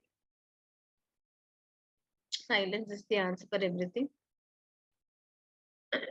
What are critical success factors? See, there are certain factors which are crucial, which are important, vital factors, which can ensure. So these are critical, these factors are critical, and if these factors do well, it can ensure success for the organization. For a student, how can a student achieve success in examinations? Become successful. The student, how can he become successful? So there are certain factors. We can call them as CSFs, critical success factors. Like hard work is one factor. Okay, intelligence is another thing. Individually, each one of them have a different IQ. The caliber is different, so that is one important aspect. Hard work is one thing. The availability of time is important. Resources, availability of resources are important. See, let's say these are the four factors. So if these factors are practiced well, taken up well, that will assure them success in the examination. See, hard work. We've identified hard work as a CSF. Mere identifying, is it sufficient? I tell, please put in hard work. You don't put in any hard work, because someone has identified hard work as a factor. Is that sufficient? No. The candidate has to actually put in some amount of hard work. has to focus on studying, put in some work there, work hard, study for long hours or whatever is that, and then it would be it becomes possible for them to taste success. So intelligence based on utilizing, somebody may be very smart, intelligent, wise, but they do not utilize that. So then to what extent did they utilize their intelligence, their caliber, etc. See, if some of them may be engaged with so many activities, therefore they do not have time. See, the time that is available has to be devoted to studying the content. So, time is an important factor, but utilizing the time is how we measure that. See, another aspect, what did we say? Resources. Maybe they have easy access to library, they do have the textbooks, they do have the material, soft copy, hard copy, name it, whatever it is. So do they have an access to those resources? If they do have access to those resources, then they become successful. Okay. um s- like in this example, for a student, if we are identifying multiple CSFs, for a business also, there are many CSFs. So critical success factors. So critical success factors, these are factors which are very important, which can assure them success. So performance requirements that are fundamental to an organization's success. In this context, CSF should thus be viewed as those product features that are particularly valued by customers. This is where the organization must outperform competition. So they have to do well. They have to use these factors in such a manner that they outperform their competitors. Then they can have an advantage.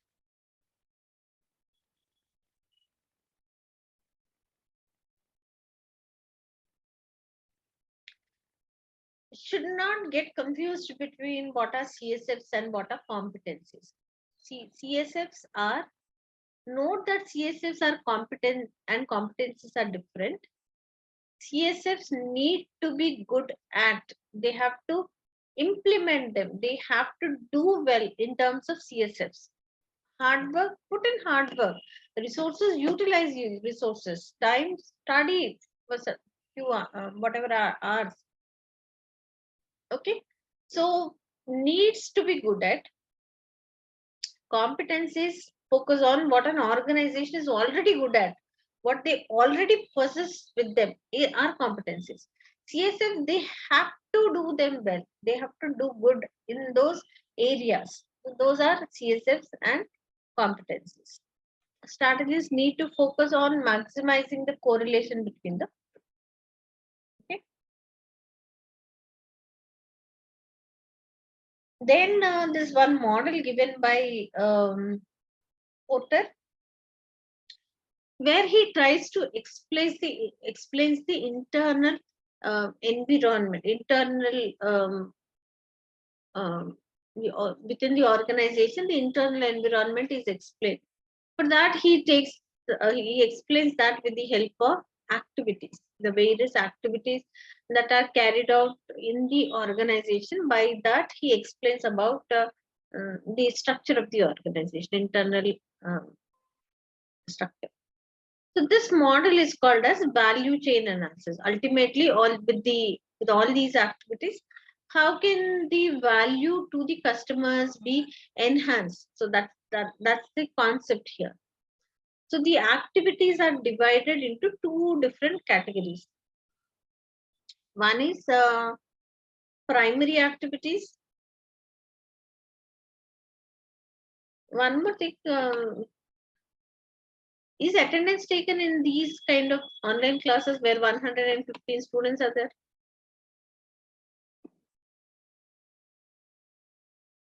This is a general question. No, you can answer this one. Should I be taking attendance?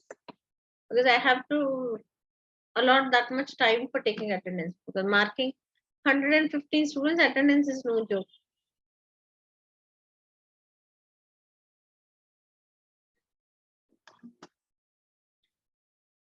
In the online classes, Is attendance marked in LMS by the faculty?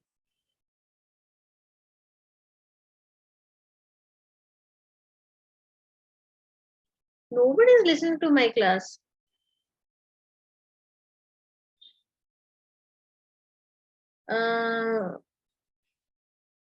No, in the session only attendance is marked. That is my doubt.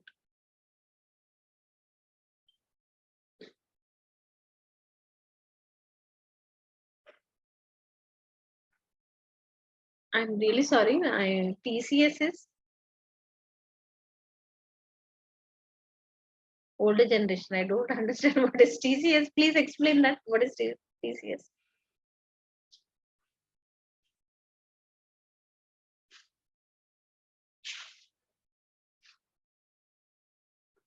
No. Sometime you must have heard, no, in these last 2 years.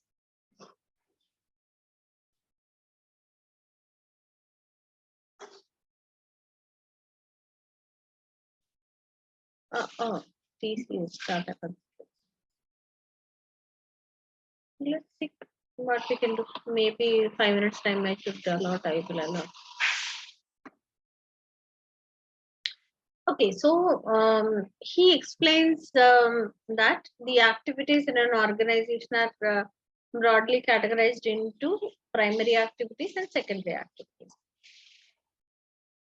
Primary, the main work that is carried out. So under primary activities, the first one, he talks about it as inbound logistics, operations, outbound logistics, marketing and sales, and after sales customer service.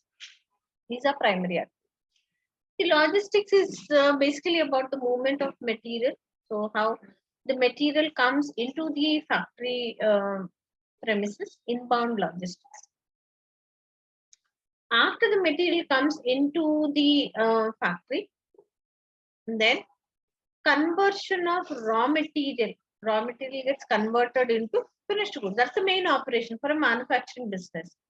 See, this model is not the same for a service industry. So, of course, we don't have that in the syllabus, but the primary activities are replaced with something else in case of a service business. We are only looking at the manufacturing business here from that point of view. First, the material has to be received into the factory premises. Then raw material gets converted into finished goods. That's the main operation. Then after the finished goods are produced, these things have to be moved out of the factory, outbound logistics. So they are moved out into the warehouses or showrooms. Okay, outbound logistics. After the outbound logistics, then see the products are produced, but the information has to be conveyed to the customers, attract them, convey the message that these products are available with them. So take up marketing and sales activities, ultimately sell them to the customers. Marketing as part of that, different kind of promotional activities, advertising, etc. All those things would be taken up, and the products, the goods are sold to the customers.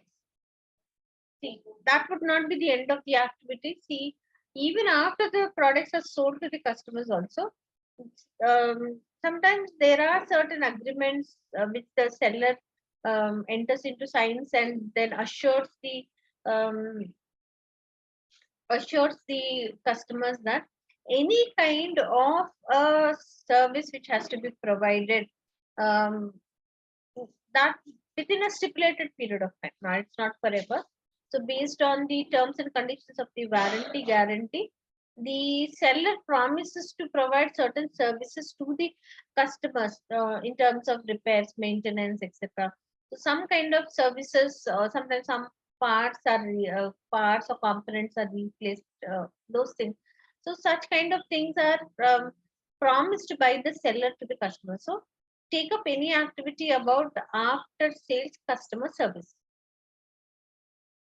So these are all primary activities, but primary activities are not possible without the support of the support activities. So we see there are 4 different types of support activities. The first one is firm infrastructure. Next we see technology development. Then we see HRM. human resources management, and then procurement. If we talk about infrastructure, infrastructure should be easy way to remember. See the facilities which are required so that the main activity can be carried out. All the fixed assets basically. So they can be remembered as PPE, property, plant, and equipment. So property, plant, and equipment, the land, building, plant, machinery, equipment, goods, tools, etc. So these things all should be available with them, so that the activities can be carried out. It's just not that material is received where into the factory. So there should be a building, there should be some premises, land, then converting them into finished goods. So some kind of equipment, plant, machinery, equipment, goods, tools, etc. All those things are to be required. So the first support activities are firm infrastructure, property, plant, and equipment. After that, the technology. To what extent did they adopt the technology? What are the updated versions, the upgradation of technology, etc. So technology development. Third one is about HRM, human resource management. Human resource management HRM activity. See, when the work has to be carried out, um, people are required, staff are required. See, only when staff are available, then the work can be carried out. So there is a function in the business which is called as human resource management function. Their work is to recruit, select, appoint, train. After they are placed in their job roles, provide required training, then observe the performance, note down the performance. Then that would be connected to um, appraisal, some kind of reward, bonus or something. So taking care of all those things until the time the staff leave the organization, right from the time they join the organization till the time they leave the organization, everything that is required to be taken up is taken up by the support activity HRM, human resource management. So anything to do with the employees, anything to do with the staff, right from the time of recruitment till the time they leave the organization, it is all taken care by the HRM activity. Fourth one is procurement. See, procurement is about procuring the material. Material just does not come into the factory. Inbound logistics just does not flow into the factory.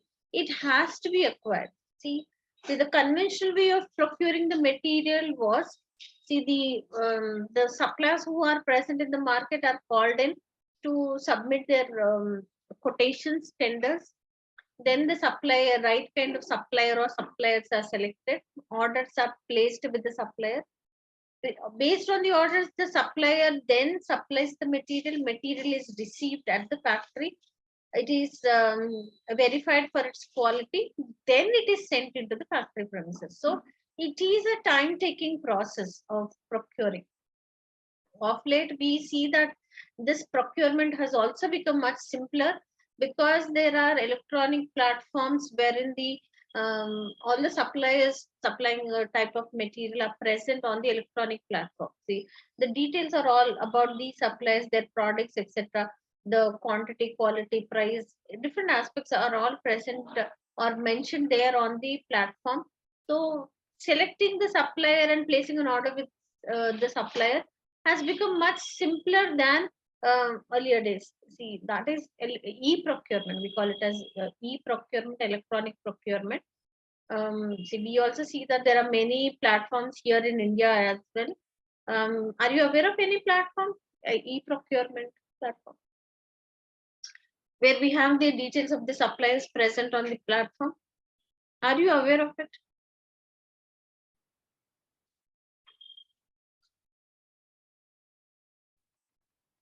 Heard about India Mart anytime?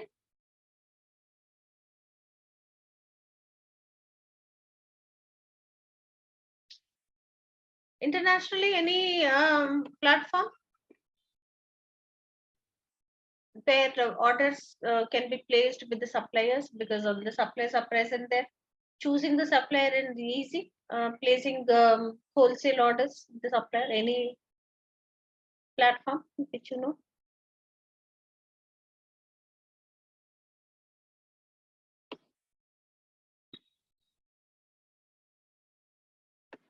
find out and come back, because 113 students are there in the class right now.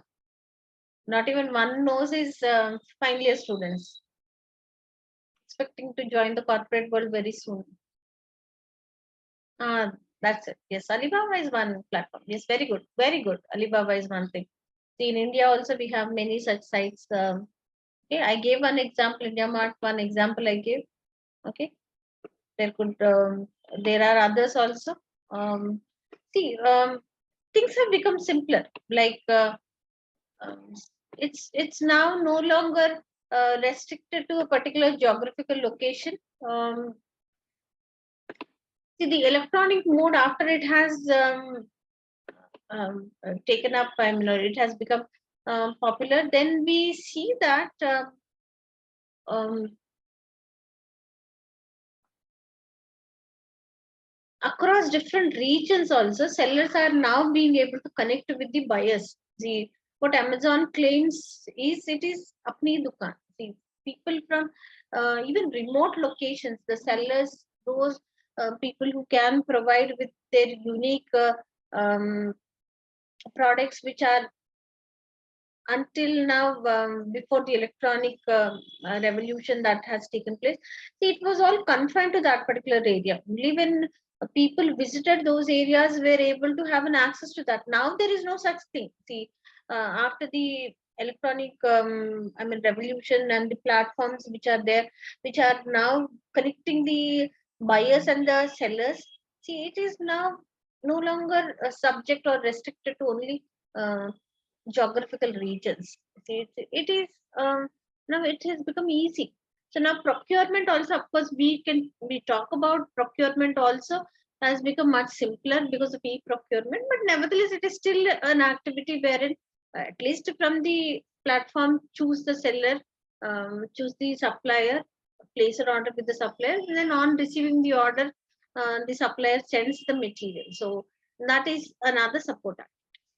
Now, together, the primary activities and the support activities, um, how the customer would be benefited. So, what benefit or what margin can be added to the customers, or how value to the customers is enhanced, is what this particular model talks about.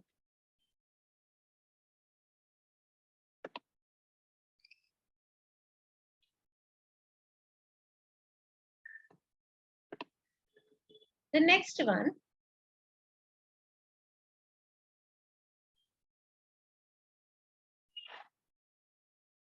just now I did explain to you about the SWOT analysis.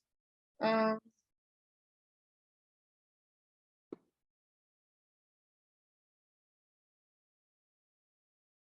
SW are internal factors. Then we have OTR external. So take up an analysis, internal analysis and external analysis to understand what are the strengths and weaknesses, what are they good at, what are they not good at, understand those aspects of it.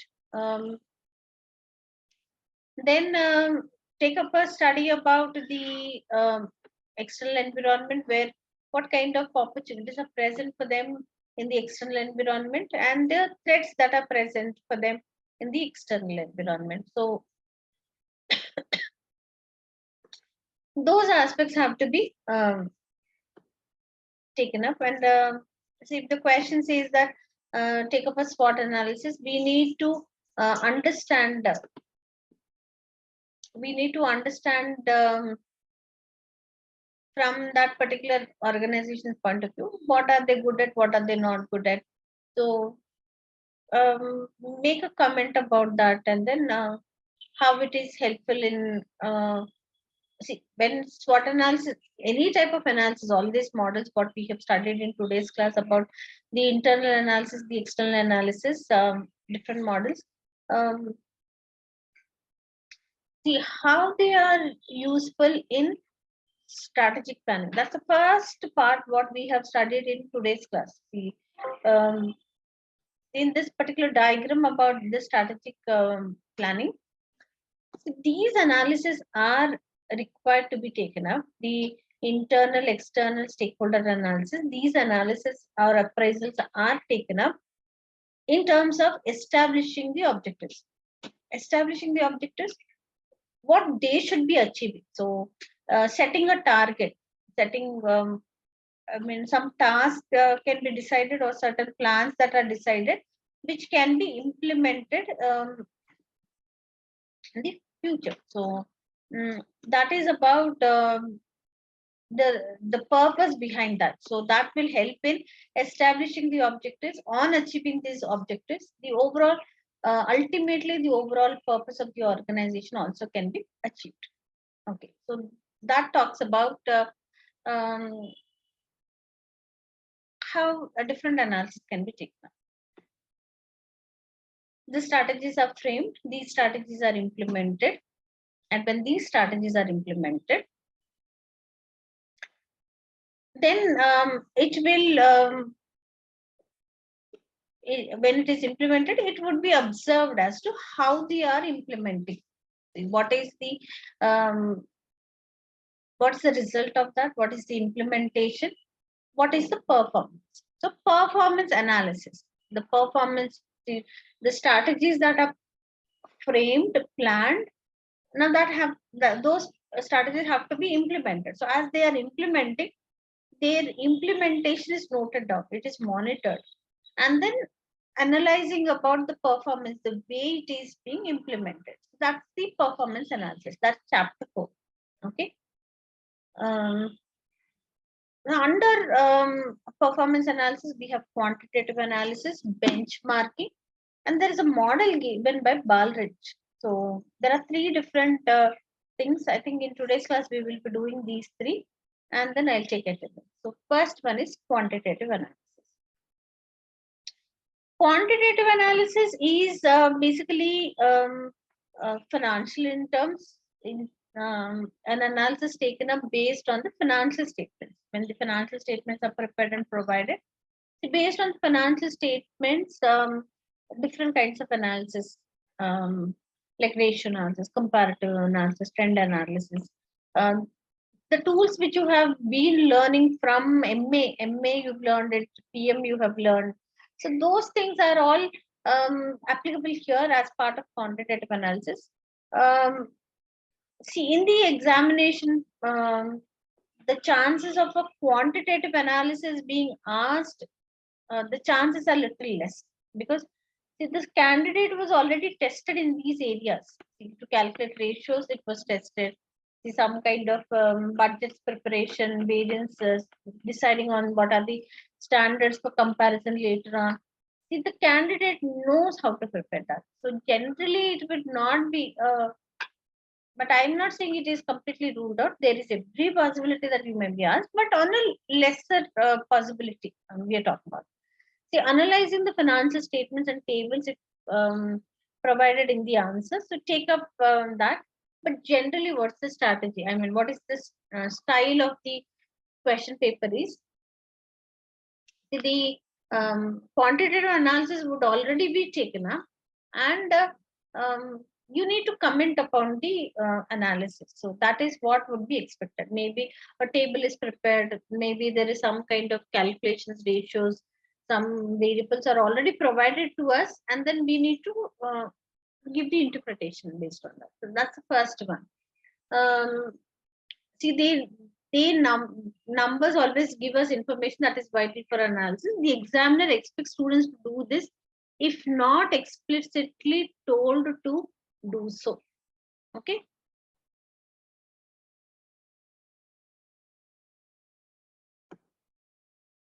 Anything which is not provided in the appendix. Okay. So if it is required for your analysis, the question may be silent, but because such kind of analysis is not already provided in the appendix, in the tables, if it is needed, required for you to take a better analysis, then even if the question is silent, you feel that, let's say that maybe, for example, profit margin is very crucial for you to comment about the profitability position. See, the question need not ask you to calculate profit. This is one example. Profitability ratios. You just have to do that, and then basing on that, your comment should be there. But if let's say it is already there in the appendix, you don't have to do that. So that's how you have to look into that. Calculate some key ratios when possible, such as what's the revenue growth, margins, gearing ratio, etc. Um, if that those things are required for you to elaborate better, you should be taking it up. Otherwise, check for what is given in the appendix and then follow it accordingly.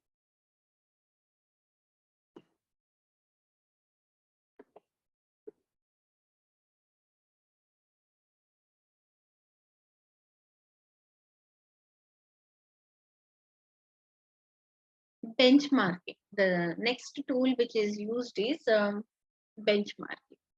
See, we are studying this as part of performance analysis.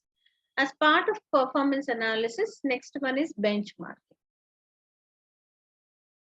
Benchmarking is basically it's a process of analyzing the performance. The part of analyzing the performance, one entity among multiple entities, one entity is considered to be as a benchmark or a standard. Then the standard's performance will be used so that the performance of other entities can be measured with the performance of the benchmark, and some suggestions can be given. So, for example, college. Let's say there is a college topper, there is a university topper, some topper is there. So then topper will become a benchmark. His performance will now be used so that later on any comparative analysis of other students' performance has to be taken up. Other students' performance will be compared with the college topper's performance. So this is a process that is involved. This comparative analysis that is taken up is called as benchmarking. But who's a benchmark? What is a benchmark? So benchmark, different types of benchmarks are there. Benchmark could be internal, benchmark could be competitive, benchmark could be best in class. If it is internal, so what does it mean by internal benchmark? Internal benchmarking is, see, there are multiple departments in an organization. So among the multiple departments, one department will be a benchmark. If because the department does very well, so it is understood to be the best among the departments, internal departments. So that department will then be considered as a benchmark. The performance of that department will be kept as a standard. Other entities, other internal departments, their performance also will be measured, and then a comparative analysis will be taken up. So each department's performance will now be compared with the performance of the benchmark. And if at all any suggestions are required, because they do not match with the performance of the benchmark, suggestions will be given for improvement. So that's one way to measure the performance or analyze the performance of entities. Internally, one internal unit, one department can be called as a benchmark. That's based on the performance. Okay, that comparative analysis that is taken up is the benchmarking. It is a process which is involved so that performance can be measured. Some suggestions can be given for future improvements. Okay. In the external environment also, in an industry, among the different competitors or the peers, one competitor could be maybe because of their performance, one business unit or one competitor can be a benchmark. So then the performance of the competitor becomes standard. Other competing businesses performance will be measured, and later on it will be used for comparative analysis. Internally, any one unit. External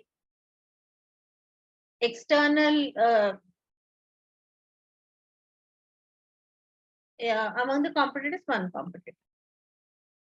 Sometimes it's not just the whole business unit, but maybe one specific activity or a process could be best in class. So uh, either an activity or a process is doing well instead of the whole business unit as a whole. um, we can see one activity which matches, I mean, which can be considered as a standard, will be decided as a benchmark. All other business units, all other businesses where this particular activity is carried on, this activity or process is carried on. Now, the performance of those activities or processes will be compared with the benchmark process or activity, and then later on some suggestions can be given. Generally, internal activities compared with others, it may not work out in competing businesses. Because it, sharing of these details or information, many competitors do not agree. So maybe this best in class process or activity comparison works out in non-competing businesses. It may not work out so well with competitors, competing businesses. So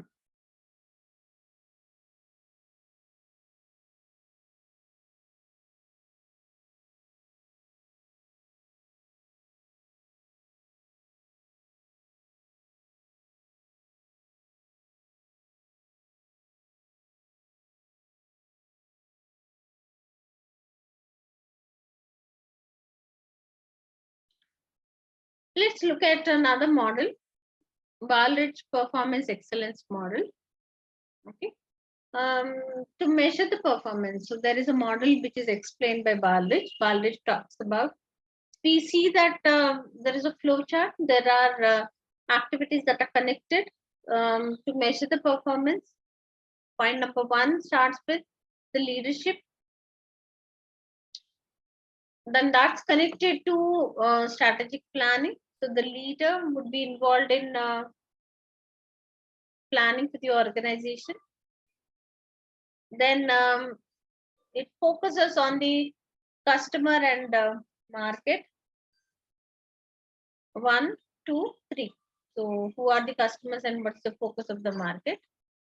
Okay. Then fourth one is measurement, analysis, and knowledge management. Measurement, analysis, and knowledge management.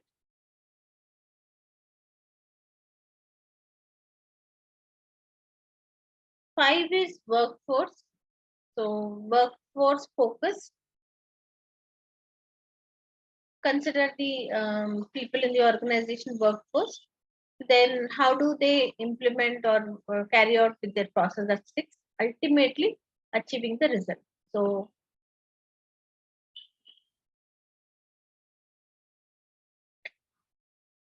to measure the performance, so Baldrige Performance Excellence Model talks about the leader is first involved in strategic planning.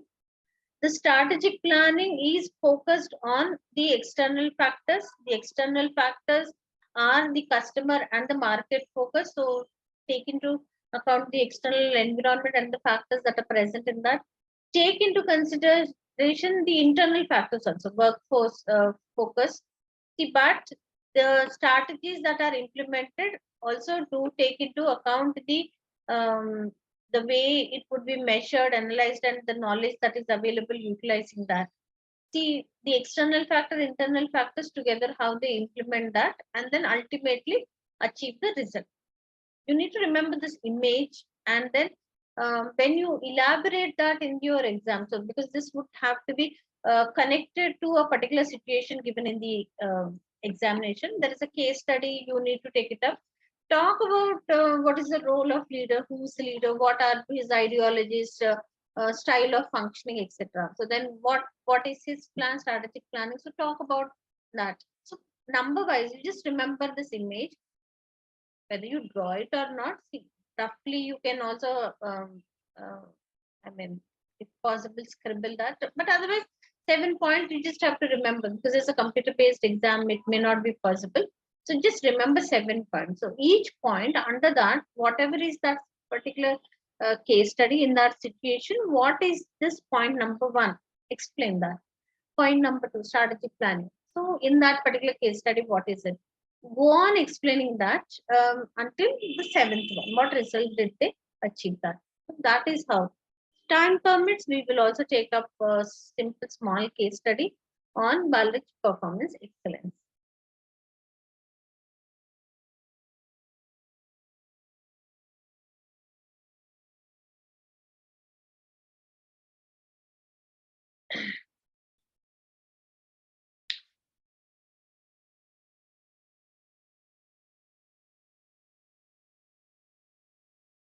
Okay.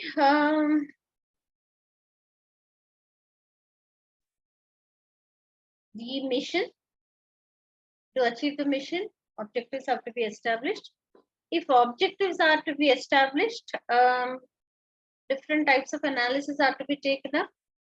Based on that those analysis, then um, what is the expected performance is noted down. This expected performance would then be compared with the desired performance.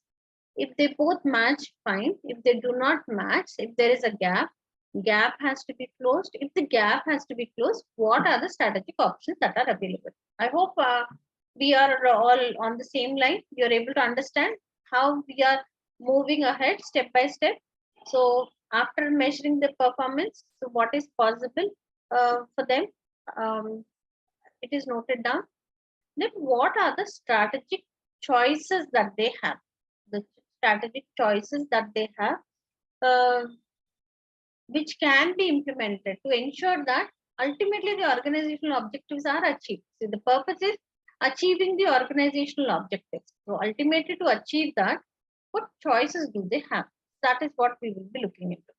So as part of strategic choices, the competitive strategies, um, we would be learning about what is the strategic law, maintaining how competitive advantage can be maintained, what are the different growth strategies that are available, then how these strategies are evaluated. So as part of that, we will learn about strategies for competitive advantage. This is the model given by, once again, given by Porter only.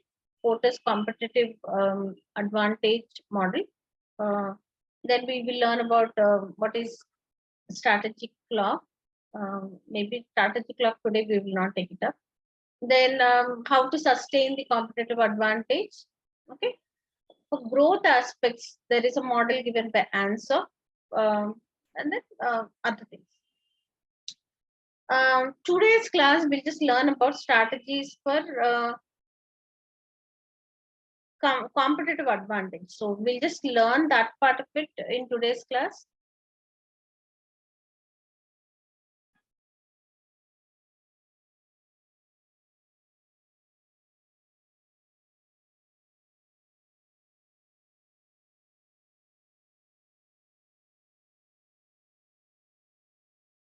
I'll put another slide. Um,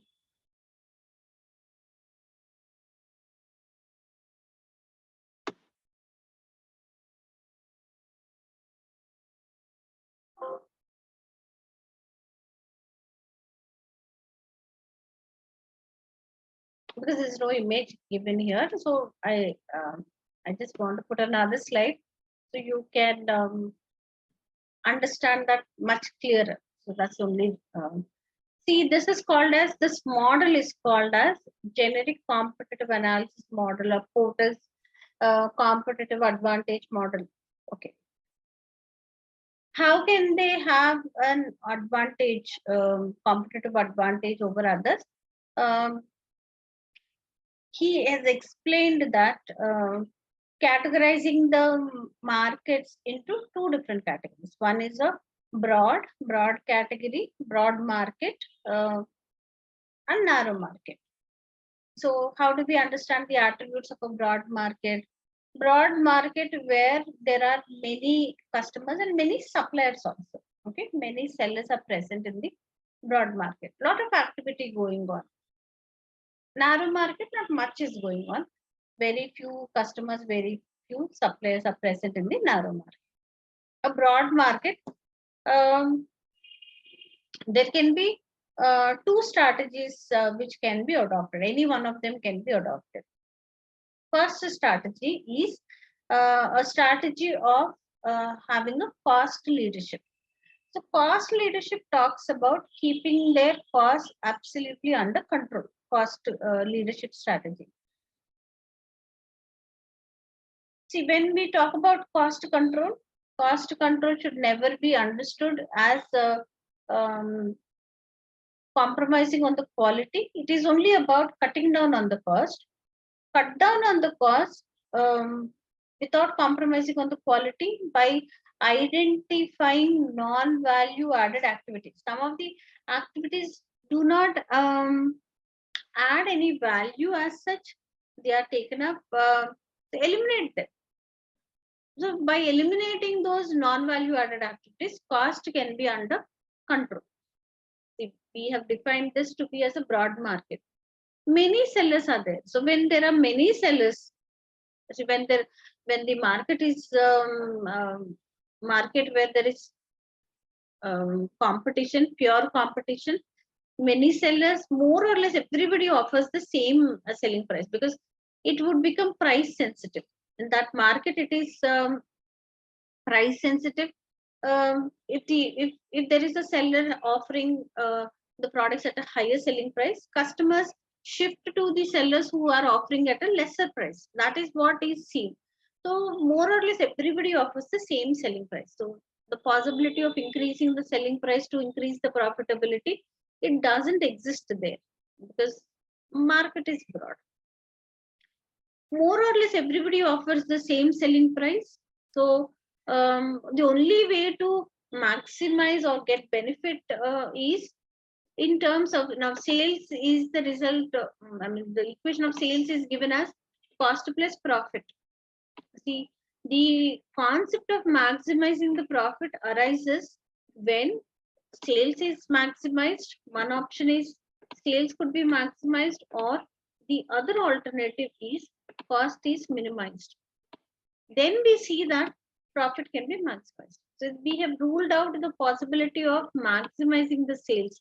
So we are left with the only concept of minimizing the cost. So somebody can take up the strategy of having the cost leadership.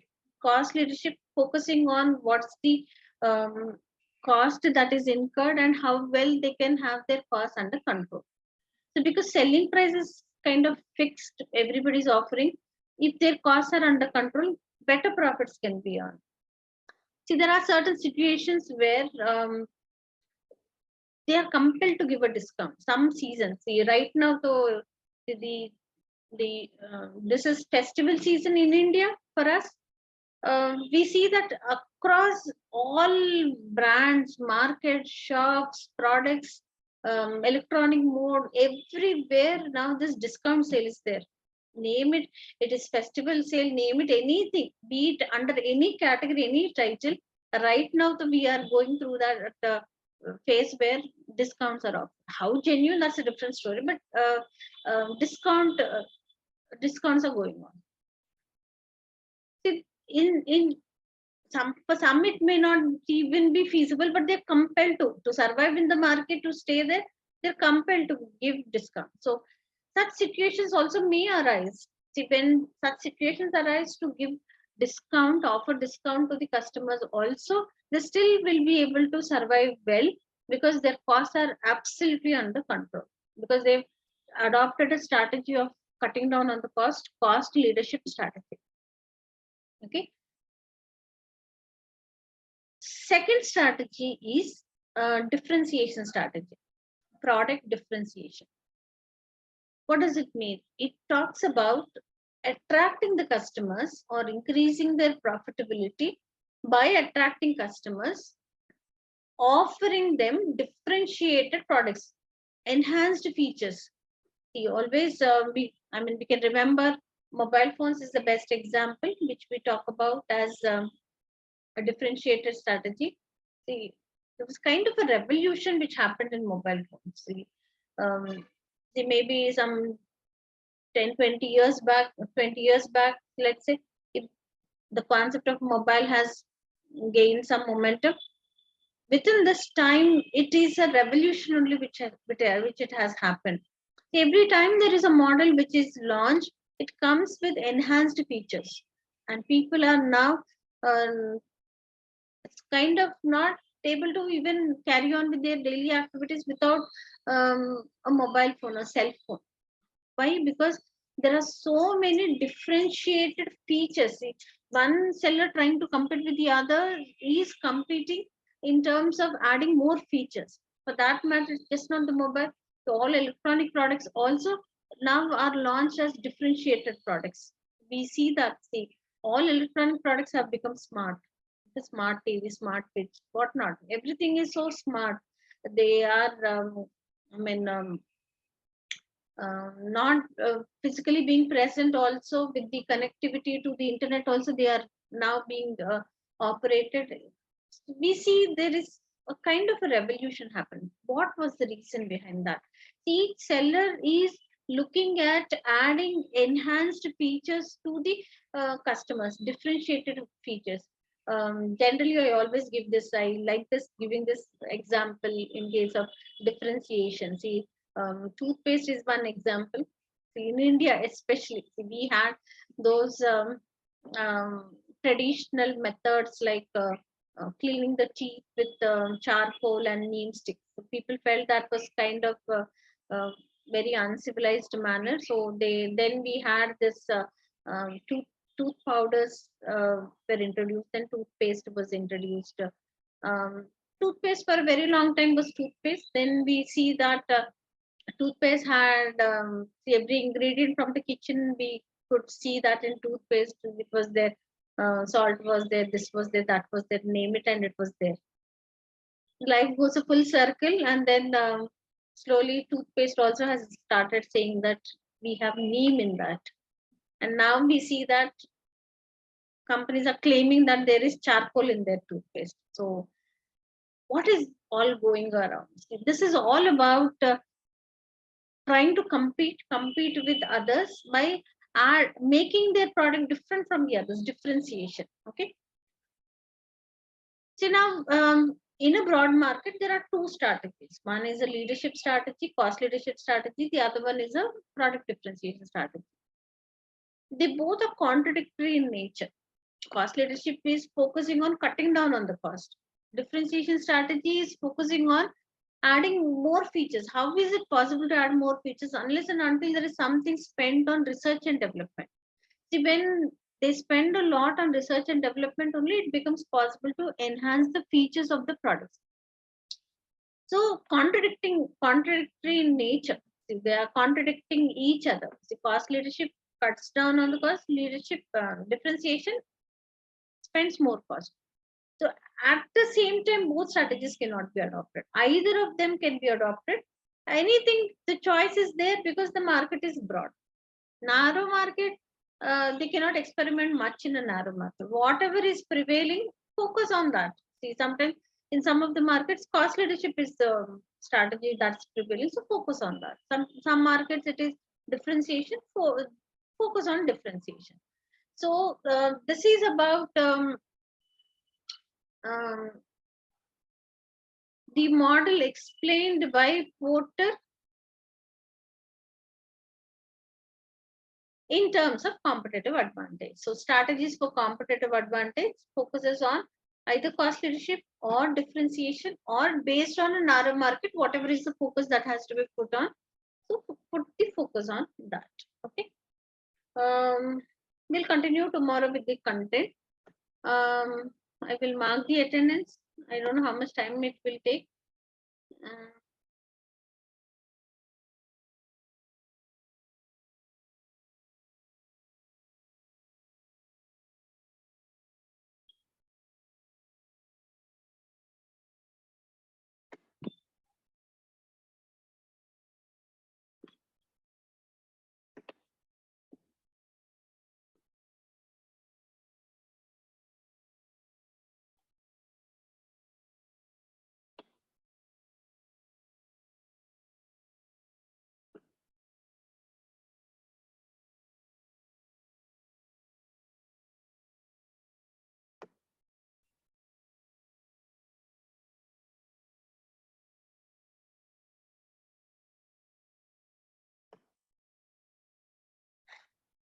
I don't know how it works out, but let's see. Aaron Anthony. If you're there, just say present.